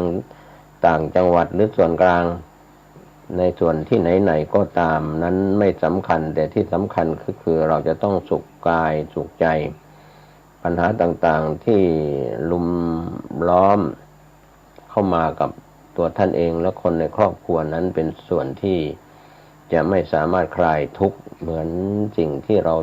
ถูกผูกมัดรัดรึงไว้เรียกว่าสังโยชน์ก็ดีการผูกมัดไว้รัดรึงไว้ก็ถือว่าไม่สามารถจะคลี่คลายทำให้ใจนั้นห่อเหี่ยวด้วยกามราคะสังโยชน์บ้างความรักความชังความหลงต่างๆวันนี้ถ้าเราไปฟังแต่สิ่งที่อาจจะทำให้ระคายหูมีคนพูดแต่เรื่องที่ไม่น่าฟังนะครับไม่ใช่ธรรมะด่ากันทอกันกล่าวร้ายกันพูดคำหยาบก็งดเว้นจากการพูดคำหยาบเราได้ฟังเสียงคนที่อยู่รอบข้างและคนที่ฟังในการออกอากาศกันในเรื่องของข่าวสารก็ดีธรรมสาระต่างๆหรือการใช้สื่อต่างๆในช่องทางทั้งทีวีหนังสือพิมพ์แล้วก็สื่อ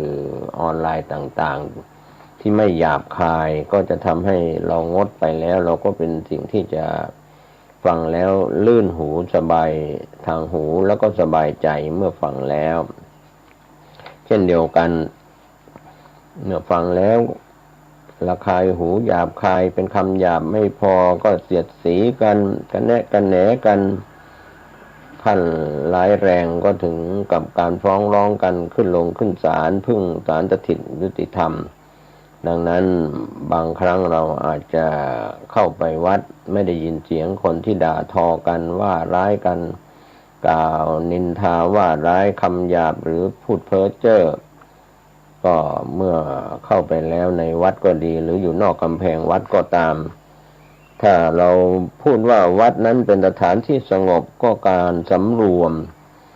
ในการเดินการยืนการนั่งการนอนเมื่อเข้าไปวัดแต่งกายนุ่งห่มเรียบร้อยไม่แต่งกายแบบ ทั้งหญิงและชาย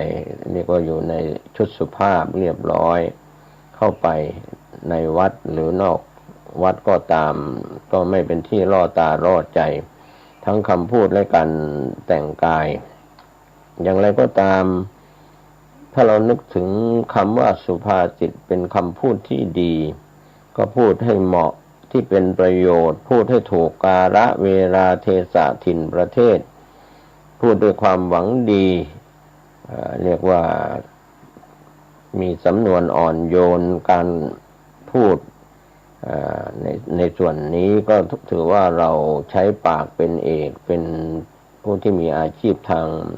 ใช้ปากนักจัดรายการวิทยุทีวีโฆษกต่างๆพิธีกรต่างๆก็ต้องใช้ปากการที่ท่านต้องระวังเรื่องปากคำพูดของตัวเองต้องสำรวจเรียกว่าสำรวจตรวจสอบอยู่บ่อยๆว่าคนที่เป็น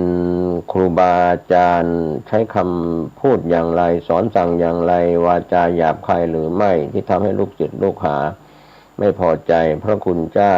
พูดวาจาอย่างไรทำให้ศรัทธาท่าน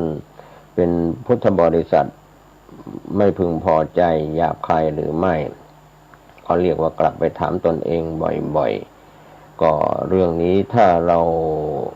ดูจากพระปฏิบัตินั้นท่านจะพูดน้อยกินน้อยนอนน้อย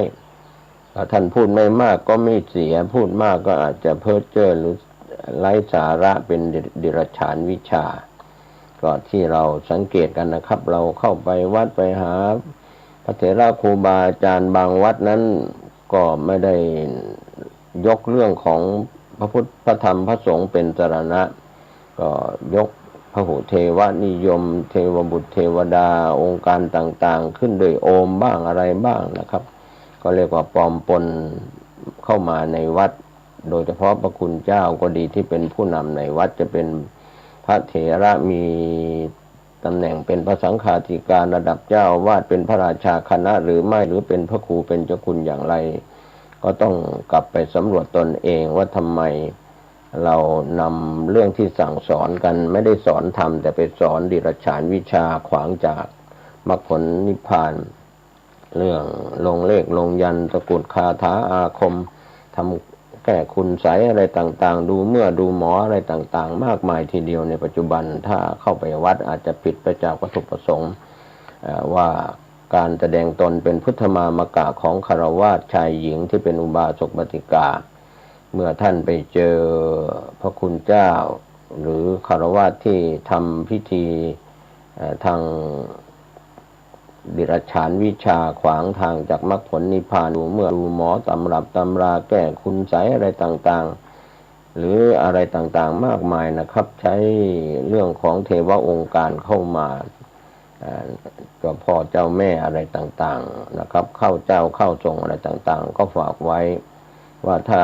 เราฆราวาสชายหญิงที่เข้าถึงพระพุทธเจ้าพระธรรมพระสงฆ์เป็นสรณะเป็นที่พึ่งที่ระลึกแล้วแม้แต่ตั้งนะโมก็ไม่มีนะครับที่บางวัดเนี่ยจะสอนจะสั่งอะไรก็มีแต่โอมโอมซึ่งเป็นเรื่องของพราหมณ์ของเทวดาอะไรต่างๆก็อาจจะผิดไปจากตนเองอยู่ในฐานะเป็นพุทธบุตรเป็นบุตรของพระพุทธองค์ผู้ใดเห็นธรรมผู้นั้นเห็นเราผู้ใดเห็นเราผู้นั้นเห็นธรรมแต่ท่านก็เข้าใจตนเองผิดว่าเข้าใจถึงธรรมแต่สอนในสิ่งตรงกันข้ามเขาเรียกว่าเอาผ้าเหลืองมาพันกายเป็นสมมุติว่าเป็นพระภิกษุเป็นสามเณรแล้วก็กลับกลายเป็นผ้าเหลืองพันต่อไปเพราะว่าไปสอนคำสั่งคำสอนของศาสนาอื่นที่ไม่ใช่พุทธศาสนาไม่ได้สอนธรรมครับก็ทำพิธีต่างๆเพื่อหวังลาภสักการะสิ่งที่จะได้ตอบแทนมาทั้งเป็นส่วนของเข้าของเงินทองรวมไปถึงยศถาบรรดาศักดิ์อะไรต่างๆก็คำพูดต่างๆคำสอนต่างๆนั้นท่านที่เป็นบรรพชิตฝ่ายทางพระพุทธศาสนาต้องระมัดระวังส่วนศาสนิกในศาสนาอื่นนั้นก็เช่นเดียวกันเรื่องของการพูดผิดไปจากคำสอนในศาสนาของท่านนั้นก็อาจจะเป็นการกล่าวตู่กล่าวโทษไปแอบอ้างเอาพระเจ้ามาหรือใครมาดังนั้นการที่เราจะเข้าวัด ไปยกฐานะตนเองให้สูงขึ้นหรืออยู่นอกวัดให้ฐานะตนเองสูงขึ้นนั้นพระพุทธองค์ก็ไม่ได้ให้เราจะต้องอยู่ด้วยความสันโดษยินดีในสิ่งที่ตนเองมีตนเองได้พอใจในสิ่งที่ตนเองมีตนเองได้นะครับก็ถือว่าเรียกว่าสร้างความดีอยู่สม่ำเสมอเรียกว่าเสมอต้นเสมอกลางเสมอปลายการปฏิบัติตามศีล 5 ศีล 8 ศีลอุโบสถศีลของฆราวาสหรือพระคุณเจ้าที่เป็นพระภิกษุสามเณรปัจจุบันนั้นเราก็จะยกย่องภิกษุณีสามเณรีกับชาติกันมาใหม่นั้นผู้ดำเนินรายการไม่พูดถึงท่านอื่นจะพูดถึงก็ตามอัธยาศัยเราต้องไปศึกษาในภิกขุณีวิภังค์ว่าปัจจุบันนี้ 2,500 กว่าปียังมีภิกษุณีหรือสามเณรีอยู่หรือไม่เรามาสมมุติกันใหม่อย่างไรผิดไปจากพุทธบัญญัติไว้หรือไม่ดังนั้นเราจะอยู่ในวัดนอกวัดมีศีลครับก็ต้องปฏิบัติตามสำรวมทั้งนอกวัดในวัดจะเป็นคนบ้านหรือเป็นคนวัดก็ตามวันนี้เราเรียกว่าทุกอิริยาบถถ้าเป็นการปฏิบัติที่ผู้ดำเนินรายการพยายามเชิญชวนท่านลงมือปฏิบัติก่อนที่จะมาศึกษาในภายหลังก็เรียกว่าสันเลขะการขัดเกลาวาสนาความเคยชินสำหรับปุถุชนหรือพระสงฆ์สาวกที่เป็นอริยบุคคลนั้นไม่สามารถจะขัดเกลาสันดานเดิมออกได้นะครับนอกจากพุทธวิสัยของพระพุทธเจ้าเท่านั้นเขาเรียกว่าวาสนาความเคยชินสันดานความเคยชินแม้จะปฏิบัติธรรมบรรลุมรรคผลนิพพานเป็นอริยบุคคลชั้นสูงสุดแล้วสำหรับพระสงฆ์สาวกปัจเจกบารมีสาวกบารมีนั้นยังไม่สามารถจะถอดถอนวาสนาความเคยชินได้นอกจากพุทธบารมีที่บรรลุพระสัมมาสัมโพธิญาณเป็นพระสัมมาสัมพุทธเจ้าเท่านั้นจึงจะ ขัดเกลานิสัยความเคยชินของท่านได้ทั้งมนุษย์อมนุษย์เทวบุตรเทวดาทั้งหลายมนุษย์ก็มีกิเลสเทวดาที่เราอัญเชิญมาโอมมาเป็นคาถาโอมเรียกเขามาเชิญเขามานะครับแม้แต่พระคุณเจ้าจะเจริญพุทธมนต์จะฟังเทศน์ฟังธรรมก็อาราธนาสักเคเชิญเทวดามาฟังด้วยอันนั้นก็เป็นสิ่งที่ดีมาฟังเสียงที่เป็นธรรมเป็นมงคลเป็นมิ่งมงคลแต่การเชิญเทวดามาทำพิธีอะไรต่างๆนั้นก็เป็นเรื่องของพราหมณ์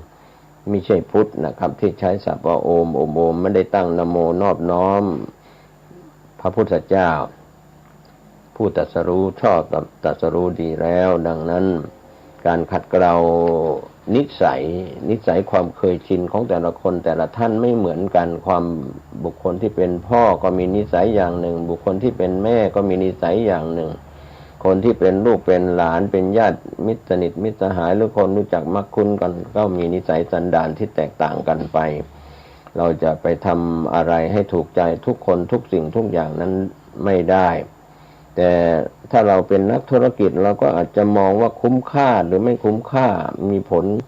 ได้ประโยชน์หรือเสียผลประโยชน์นะครับเราก็อย่าไปมองในเรื่องของการทำธุรกิจนั้นเรื่องกำไรขาดทุนแต่ถ้าเราสร้างบุญบารมีในบารมี10ทัศมีทานบารมีเป็นต้นจนถึงอุเบกขาบารมีเป็นที่สุดทั้ง10ทัศ30ทัศนั้นเราจะต้องบำเพ็ญกันทุกภพทุกชาติไปจนกว่าจะได้บรรลุมรรคผลนิพพานทีเดียวนะครับเราอย่ามองข้ามทุกสิ่งทุกอย่างที่เราบำเพ็ญทานให้ทานรักษาศีลส่วนใหญ่ทุกวันนี้เราเข้าไปที่วัดเพื่อจะไปให้พระคุณเจ้าแก้ทุกข์พระคุณเจ้าเองก็ยังแก้ทุกข์ของตัวท่านเองยังไม่ได้จะไปแก้ทุกข์ให้กับชาวบ้านได้อย่างไรถ้าเรามองกันในคำสอนทางพระพุทธศาสนาว่าสุทธิความบริสุทธิ์อสุทธิความไม่บริสุทธิ์ปัจจตังเป็นของเฉพาะตัวใครทำใครได้นันโยอันยังใครคนอื่นจะทำให้เราดีก็ไม่ได้ชั่วก็ไม่ได้เพราะฉะนั้นเราจะต้องลงมือประพฤติปฏิบัติเองวันนี้ถ้าเราไม่ลงมือรักษาศีลเราไม่ลงมือปฏิบัติธรรมเราไม่ลงมือให้ทานไม่ลงมือรักษาศีลไม่ลงมือ ด้วยตัวของท่านเองปฏิบัติพระกรรมฐานแล้วท่านก็จะเข้าถึงธรรมการสำรวมทางกายวาจาใจและจิตใจของท่านจะสงบได้อย่างไรบางคนนี่พูดโกหกจนเคยชินปากหรือเขียนข้อความที่เป็นเท็จกล่าวให้ร้ายป้ายสีจนเคยชินในโซเชียลมีเดียหรือทางเอกสารต่างๆจนเคยชินจนขึ้นศาลเป็นข้อหาหมิ่นประมาทกันเพราะว่าความเคยชินที่ใช้คำพูดทางปากก็ดีทางเอกสารทางเสียงทางอื่นๆที่เป็นตัวแทนของคำว่าปากทำร้ายกันนะครับการไม่สำรวมในวาจาอย่างนั้นหรือการใช้มือใช้เท้าหรือใช้มือใช้สิ่งต่างๆอวัยวะต่างๆใช้อาวุธไม่ว่าจะเป็นของมีคมไม่มีคมทำร้ายกันชกต่อยกันแก่ความเจ็บป่วยและตายไปก็มีดังนั้นทั้งกายก็ทุจริตคำพูดก็ไม่ดีใจก็คิดไม่ดีอย่างนี้เรียกว่าโกหกหน้าตายนะครับเรียกว่าเขาเรียกว่าฉลาดแกมโกงนั้นคนในสังคมจึงมีมากไปถือเรื่องของกฎหมายแก้กันเท่าไหร่ก็ไม่ถูกใจคนมีกิเลสนะครับบางคนก็ยอมปฏิบัติตามผู้ใช้กฎหมายกำกับกฎหมายไม่ว่าจะเป็นผู้พิพากษาอัยการในส่วนของทนายความอัยการหรือกระทรวงยุติธรรมก็พยายามจะนำบทลงโทษไปไปพิพากษากับคนที่ทำความผิดคนที่ทำความผิดไม่ว่าโทษหนักโทษเบาก็ไม่เรียกว่าไม่เกรงกลัวบาปไม่เกรงไม่กลัวไม่ละอายบาปแล้วก็ทำบาปได้ซึ่งหน้าดังนั้นกฎหมายที่ตราหรือบัญญัติกันออกมาในประเทศไทยหรือต่างประเทศก็ตามก็แก้กันไม่มีที่สิ้นสุดที่เราเรียกว่ารัฐธรรมนูญก็ดีกฎหมายก็ดีมาตราต่างๆแก้กันเพราะไม่ถูกใจกิเลสคนเพราะว่ากิเลสคนนั้นไม่ยอมรับก็ไม่ปฏิบัติไม่ยอมรับก็ไม่เคารพไม่นับถือไม่ว่าจะเป็นสถาบันใดๆบางคนก็ชอบสร้างภาพว่าตนเองอยู่สถาบันสูงมีการศึกษาสูงมีฐานะร่ำรวยเป็นเศรษฐีมหาเศรษฐีดูถูกดูแคลนคนยากจนเข็ญใจมองตั้งแต่หัวจรดเท้านะครับบางคนนุ่งห่มผ้ากาสาวพัสเป็นธงชัยของพระอรหันต์ก็ลืมในส่วนของการที่ว่าตนเองนั้นมีผ้าเหลืองพันกายแต่ว่าไปที่มองดูถูกชาวบ้านที่ไม่มีฐานะยากจนลำบากไม่ได้เมตตาไม่ได้อุปถัมภ์ค้ำชูไม่ได้ช่วยเหลือพรหมวิหารธรรมของผู้ใหญ่ไม่ว่าจะเป็นบรรพชิตคฤหัสถ์เรานั้นมีส่วนสำคัญที่จะต้องมีเมตตากรุณามุทิตาอุเบกขาวันนี้ความบริสุทธิ์ไม่บริสุทธิ์นั้นจึงเป็นเรื่องที่อยู่ที่ตัวตนของเราจะต้องลงมือประพฤติปฏิบัติที่เราได้ยินอยู่เสมอในคำสอนทางพระพุทธศาสนาว่าเมื่อจิตใจเศร้าหมองแล้วก็มีทุกขติเป็นที่หวังไป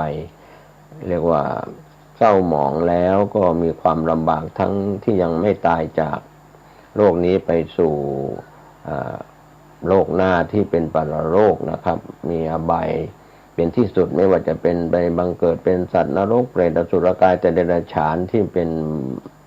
เบื้องต่ำเป็นทางเสื่อมทางไม่เจริญสำหรับผู้ที่มีจิตใจสูงเริ่มตั้งแต่มนุษย์ขึ้นมาไปยังเทวดาอินพรหมยมยักษ์อะไรก็แล้วแต่นั่นก็เรียกว่าเป็นผู้มีจิตใจสูงด้วยคุณของความที่บำเพ็ญบุญบารมีที่ผู้ดำเนินรายการและหลายท่านก็กำลังกระทำกันอยู่ในเรื่องของทานศีลภาวนาหรือบารมี10 ทัศน์30 ทัศน์ก็แล้วแต่ใครจะทำมากทำน้อยก็เป็นปัจเจกะได้ส่วนของเฉพาะตน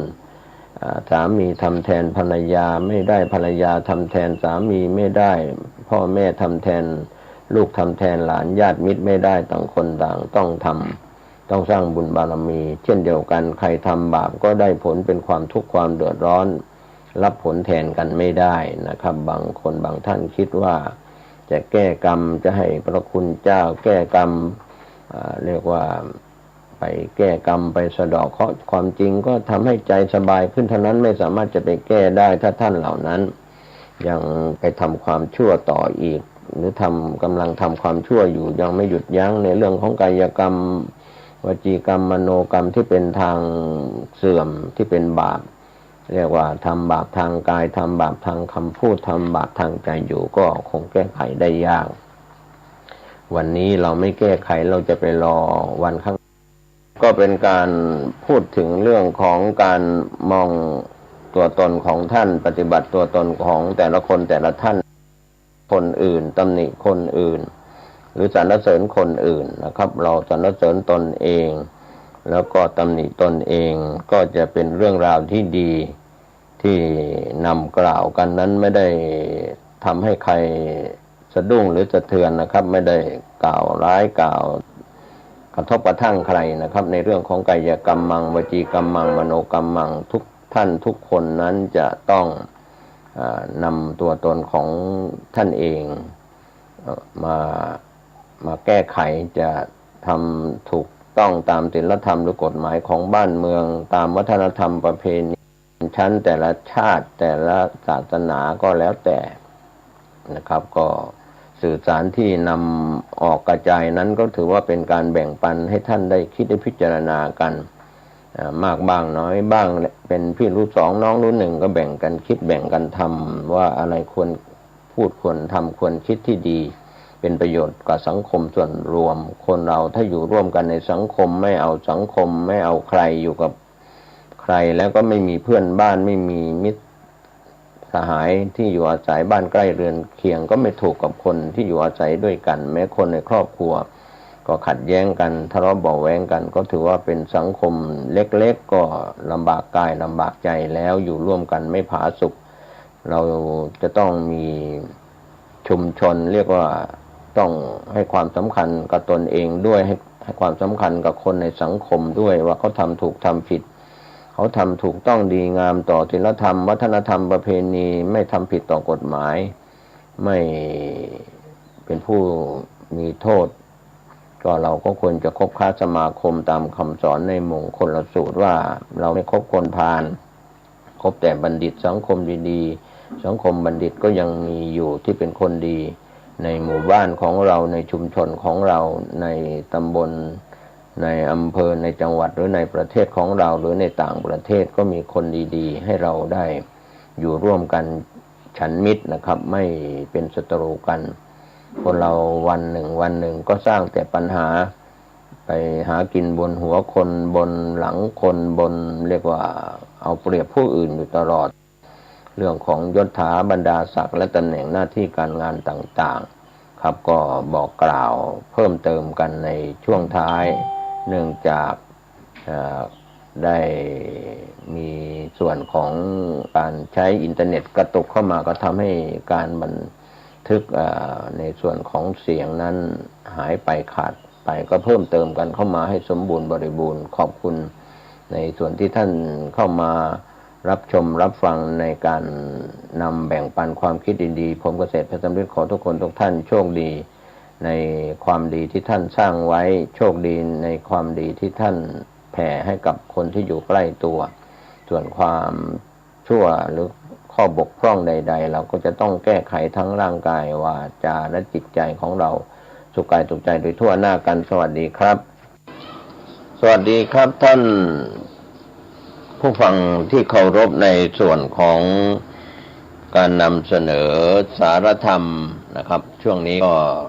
ขอบคุณในช่วงเวลาพิเศษนะครับที่ได้รับเข้ามาครับก็ในช่วงของเทศกาลสำคัญนะครับที่ท่านได้รับฟังธรรมก็ดีได้รับข้อมูลข่าวสารต่างๆก็ตามก็ถือว่าการกระจายเสียงในเครือข่ายวันนี้ก็เป็นส่วนหนึ่งที่เราทำหน้าที่สื่อสารมวลชนนะครับในช่วงใดๆก็ตามนะครับในช่วงเทศกาลสำคัญช่วงนี้ผมขออนุญาตที่จะนำเรื่องของธรรมสาระมาแบ่งปันให้ท่านได้รับรู้รับทราบกันนะครับเรื่องสาระสำคัญในช่วงที่นำเล่าผ่านพ้นไปในข่าวก่อนนั้นก็มีเรื่องเล่าตำนานเกี่ยวกับการทำน้ำพุทธมนต์ ก็เป็นพิธีกรรมในความเป็นมงคลแล้วก็เป็นส่วนที่ผู้หวังความสุขความเจริญก็ยังมีความเชื่อเรียกว่าความสุขความสบายใจนะครับท่านผู้ฟังก็เพียงรับน้ำพุทธมนต์ก็ดีที่พระท่านเสกหรือว่าท่านได้กระทำแล้วก็เป็นความละเอียดอ่อนทีเดียวนะครับเรื่องของน้ำพุทธมนต์ก็มีเรื่องเล่านะครับที่จะเล่าสู่ท่านผู้ฟังถึงในสมัยอดีตในสมัยยุคของพระพุทธองค์ประทับอยู่ที่วัดเวรุวันมหาวิหารนครราชคฤห์ในสมัยอินเดียโบราณ 2,500 กว่าปีมาแล้วในครั้งนั้นนะครับท่านผู้ฟังเมืองเวสาลีของแคว้นวัดชีเกิดเหตุเรียกว่าทุพพิฆภัยอดอยากข้าวยากหมากแพงในยุคนั้นเรียกว่าข้าวกล้าในนาตายไม่มีน้ำนะครับเรียกว่าข้าวปลาหายากนะครับเรียกว่าเกิดความทุกข์ยากลำบากความยากจนก็เกิดขึ้นกับใครก็ตามนะครับถือว่าเป็นสิ่งที่ไม่พึงหวังไม่พึงปรารถนากันในยุคนั้นนะครับเรียกว่าความยากจนเกิดขึ้นความลำบากคนเกียจคร้านก็มีมากคนอดตายก็มีมากตายแล้วหาญาติที่จะอนุเคราะห์ศพก็ไม่มีนะครับท่านผู้ฟังอันนี้ก็เป็นเรื่องที่น่าอดสูใจทีเดียวในยุคนั้นถ้าเรามองเห็นภาพแล้วเราก็จะสะเทือนใจกำลังเรียกว่าคนจะเข้าไปดูแลด้านคนตายที่เป็นซากศพก็เรียกว่าวุ่นวายกันทีเดียวนะครับในยุคนั้นถ้าเรามองเห็นภาพแล้วก็เลยแต่คนในยุคนั้นก็ดีในยุคไหนๆก็ตามมันมากมายศพคนตายมากมายจากการอดอยากข้าวยากหมากแพงคนที่เรียกว่าคิดแบบเห็นแก่ตัวก็จะกล่าวว่าธุระไม่ใช่นะครับท่านผู้ฟังก็จะไม่ใส่ใจนะครับตกลงคนตายที่ไหนศพก็ถูกทอดทิ้งอยู่ในที่นั้นนั่นแหละในสมัยนั้นเรียกว่าลำบากจริงๆตายมากจริงๆอดอยากความอดอยากของประชาชนในยุคนั้นเรียกว่าอดตายอดอาหารตายลำบากเรียกว่าสิ่งที่ตามมาจากซากศพที่ตายก็จะมีเรื่องของโรคอหิวาตกโรคหรือว่าเป็นโรคห่าในสมัยนั้นแหละจนถึงยาวมาถึงปัจจุบันก็เรียกว่าเกิดจากความสกปรกนะครับของแม่น้ำของลำคลองความสกปรกนานับประการทำให้เกิดอหิวาตกโรคที่มีคนตายมากนั่นแหละส่วนในภาคพื้นดินในยุคนั้นถ้าเรามองย้อนภาพไปก็จะเห็นว่ามีแต่ภาพซากศพเรียกว่ามีมากในยุคนั้นปีศาจจำพวกกินซากศพเป็นอาหารก็พากันเข้าไปในเมืองเวสาลีเรียกว่าหันเข้าใส่คนป่วยไข้ก็ดีเรียกว่าเข้าไปชิมรสเนื้อมนุษย์ที่ไม่เน่าเปื่อยบ้างนะครับแล้วก็ลามไปถึงมนุษย์ที่ไม่ป่วยแต่ว่าไม่ดูแลร่างกายสกปรกเช่นตื่นเช้าก็ไม่ล้างหน้านอนก็ไม่ล้างเท้าไม่อาบน้ำกินข้าวแล้วก็ไม่บ้วนปากผ้าผ่อนก็ไม่ซักชำระล้างให้สะอาดบ้านเรือนก็ไม่ปัดกวาดเช็ดถูเหล่านี้เป็นต้นเป็นตัวอย่างเรียกว่าทั้งคนทั้งที่อยู่อาศัยสกปรกในที่สุดคนป่วยก็เกิดจากสิ่งที่สกปรกแล้วก็ยังถูกปีศาจเข้าสิงตามความเชื่อในสมัยนั้นนะครับท่านผู้ฟังก็เป็นปัญหามากมายทีเดียวถ้าเรามาลำลึกนึกถึงภาพเหล่านั้นเมืองเวสาลีในสมัยนั้นเรียกว่าประสบเคราะห์กรรมเรียกว่าฝืดเคืองอดอยากปากแห้งอหิวาตกโรคก็ปีศาจ3ประการนี้ก็ทำให้คนในเมืองนั้นอพยพไปอยู่เมืองอื่นกันไม่น้อยทีเดียวในส่วนการรายงาน เรื่องนี้ชาวเมืองก็พากันโจทย์กล่าวโทษพระราชาเมืองเวสาลีที่ประตูเมืองเวสาลีว่าพระเจ้าข้าภัยพิบัติ3 ประการเกิดขึ้นกับชาวเมืองแล้วแต่ก่อนไม่เคยมีพระราชาเมืองเวสาลีประพฤติผิดพระราชประเพณีอย่างใดอย่างหนึ่งเป็นแน่แม้พระมหากษัตริย์ก็โปรดให้ตั้งกรรมการพิจารณาหาความผิดของพระองค์ก็ไม่ปรากฏว่าพระมหากษัตริย์ทรงประพฤติบกพร่องแต่ประการใดในที่สุดก็พากันไปบวงสรวงเทพยดาอารักษ์วิงวอนครูอาจารย์ที่ตนนับถือว่าเป็นผู้วิเศษในยุคอินเดียโบราณ 2,500 กว่าปีในสมัยนั้นสุดแต่ใครจะลงความเห็นใครให้ช่วยปลดเรื่องนะครับแต่ก็ไม่สามารถจะบรรเทาได้นะครับก็มีในยุคนั้นก็มีอมาตย์ผู้หนึ่งนะครับเข้าไปกราบทูลพระเจ้าฤชวีว่าพระผู้มีพระภาคเจ้าซึ่งเป็นศาสดาเอกของโลกเป็นพระอรหันต์เป็นผู้บริสุทธิ์จากกิเลสมีพระฤทัยมีพระมหากรุณาธิคุณเสมอด้วยมหาสมุทรทรงตรัสรู้สัมโพธิญาณเป็นพระสัมมาสัมพุทธเจ้าเสด็จประกาศธรรมบริสุทธิ์บริบูรณ์สิ้นเชิงเป็นครูของเทวดาและมนุษย์ทั้งหลายพระองค์ท่านประทับอยู่ณพระเวรุวันมหาวิหารนครราชคฤห์ในสมัยนั้นพระเจ้าพิมพิสารมหาราชทรงสักการะบำรุงอยู่พระองค์ทรงมีอภินิหารบารมีสูงส่งยิ่งนักถ้าจะให้กราบทูลอัญเชิญให้เสด็จมายังเมืองเวสาลีนี้ข้าแต่พระองค์เชื่อเหลือเกินว่าภัย3 ประการนี้จะต้องสงบเพราะอานุภาพของพระพุทธองค์โดยแท้พระเจ้าฤชวีก็โปรดให้เจ้าชายมหาลินะครับพร้อมด้วยอมาตย์5 นายก็เป็นราชทูตเชิญเครื่องราชบรรณาการไปเฝ้าพระเจ้าพิมพิสารมหาราชที่กรุงราชคฤห์กราบทูลขอโอกาสให้พระผู้มีพระภาคเจ้าเสด็จไปบำบัดเรียกว่าไปบำบัดภัยพิบัติในเมืองเวสาลีในเวลาเพียง3 วันคณะราชทูตนั้นก็เข้าเฝ้าพระเจ้าพิมพิสารเดินทางถึงกรุงราชคฤห์ก็ทูลขอพระราชทานพระกรุณาตามพระราชบัญชาของเจ้าฤชวีเมืองเวสาลี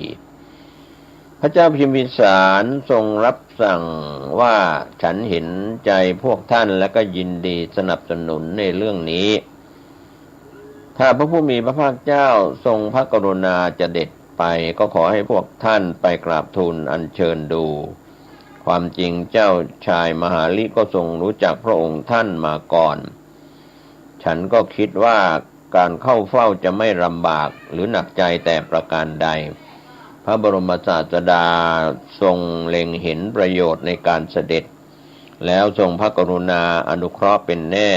การมาของเจ้าชายจะไม่ได้เรียกว่าไม่ไร้ผลคันแล้วโปรดให้ราชบุรุษนำคณะราชทูตนครเวสาลีเข้าเฝ้าพระผู้มีพระภาคเจ้าณพระเวรุวันมหาวิหารพระพุทธองค์ทรงรับสั่งว่ามหาลิตถาคตรับปฏิญญาของเจ้ากรุงราชคฤห์เพื่ออยู่ในที่นี้เสร็จแล้วถ้าพระเจ้ากรุงราชคฤห์จะทรงพระกรุณาประทานโอกาสเธอตถาคตก็จะไปนะครับรับนิมนต์ให้อยู่ที่เมืองราชคฤห์เจ้าชายมหาลิก็กราบทูลตอบพระพุทธองค์ว่าข้าพระองค์ได้รับพระราชทานโอกาสแล้วพระเจ้าข้าพระบรมศาสดาก็รับสั่งถ้าเช่นนั้นมหาลิก็ควรจะทูลให้พระองค์ทรงทราบเสียก่อนที่จะออกเดินทางเมื่อพระเจ้าพิมพิสารแห่งมคธรัฐในยุคนั้นทรงทราบจากเจ้าชายมหาลิว่าพระศาสดาทรงพระกรุณาที่จะเสด็จก็รีบเสด็จเข้าเฝ้าทูลขอให้ยับยั้งสัก3 วันเพื่อจะตกแต่งทางเสด็จตลอดที่พักแรมตามระยะทางที่จะเสด็จไปถึงแม่น้ำคงคาสุดพระราชอาณาเขตของกรุงราชคฤห์ต่อเมืองเวสาลีคันเวลากำหนดพระผู้มีพระภาคเจ้าพร้อมด้วยพระสงฆ์500 รูปก็เสด็จไปยังเมืองเวสาลีโดยทาง ก็ด้วยพระเกียรติยศอันสูงพระเจ้ากรุงรัชคฤห์ก็ทูลถวายระยะทาง5 โยชน์กำหนดวันละ1 โยชน์เสด็จประทับแรมตามระยะทางรวมแล้วก็5 วันถึงฝั่งแม่น้ำคงคาเสด็จลงเรือพระที่นั่งพระเจ้าพิมพิสารจัดถวายงดงามสมพระเกียรติยศยิ่งนักแด่พระผู้มีพระภาคเจ้าแล้วก็เป็นครั้งแรกที่เสด็จทางน้ำด้วยพระเกียรติยศอันสูงสุดของพระพุทธองค์พระเจ้าพิมพิสารทรงตามเสด็จดำเนินตลอดทางเสด็จลงประคองเรือพระที่นั่งให้เคลื่อนจากท่าน้ำแม่น้ำคงคาทรงตามเรือพระที่นั่งไปในน้ำเพียงพระศอก็ประทับหยุดแล้วก็ยืนทูลว่าหม่อมฉันจะมารับเสด็จพระองค์คราวเสด็จกลับณที่นี้อีกครั้งหนึ่งเมื่อเรือพระที่นั่งแล่นไปตามแม่น้ำจนลับทิวไม้แล้วจึงเสด็จกลับพระนครกรุงรัชคฤห์นะครับพระเจ้าพิมพิสารพระผู้มีพระภาคเจ้าพร้อมด้วยพระสงฆ์สาวกเสด็จทางชนมากทางน้ำระยะทาง1 โยชน์ก็ถึงท่าพระราชอาณาเขตพระนครเวสาลีเสด็จขึ้นจากเรือรับสักการะการต้อนรับเมื่อเจ้าชายมหาลิหัวหน้าคณะราชทูตกราบทูลให้พระเจ้าฤชวีจัดถวายให้อย่างยิ่งใหญ่โอฬารยิ่งกว่าพระนครราชคฤห์ในการจัด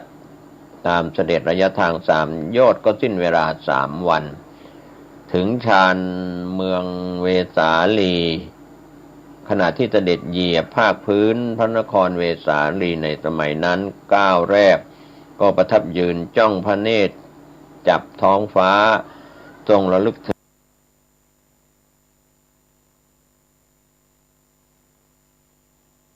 ถึงพระบารมีที่บำเพ็ญแล้วเคลื่อนลมมาปกคลุมพระนครเวสาลีพร้อมกับส่งเสียงคำรามกระหึ่มครวญครางเปรี้ยงดังสนั่นได้ด้วยสายฟ้าแลบแปบปาบแล้วก็หาฝนใหญ่ก็เทลงมาจากฟากฟ้าเหมือนเทน้ำเสมือนหนึ่งจงใจจะล้างพื้นแผ่นดินเมืองเวสาลีให้สะอาดต้อนรับพระพุทธองค์ในยุคนั้นความจริงแล้วก็ดูสมจริงนะครับพอฝนตกลงมามากมาย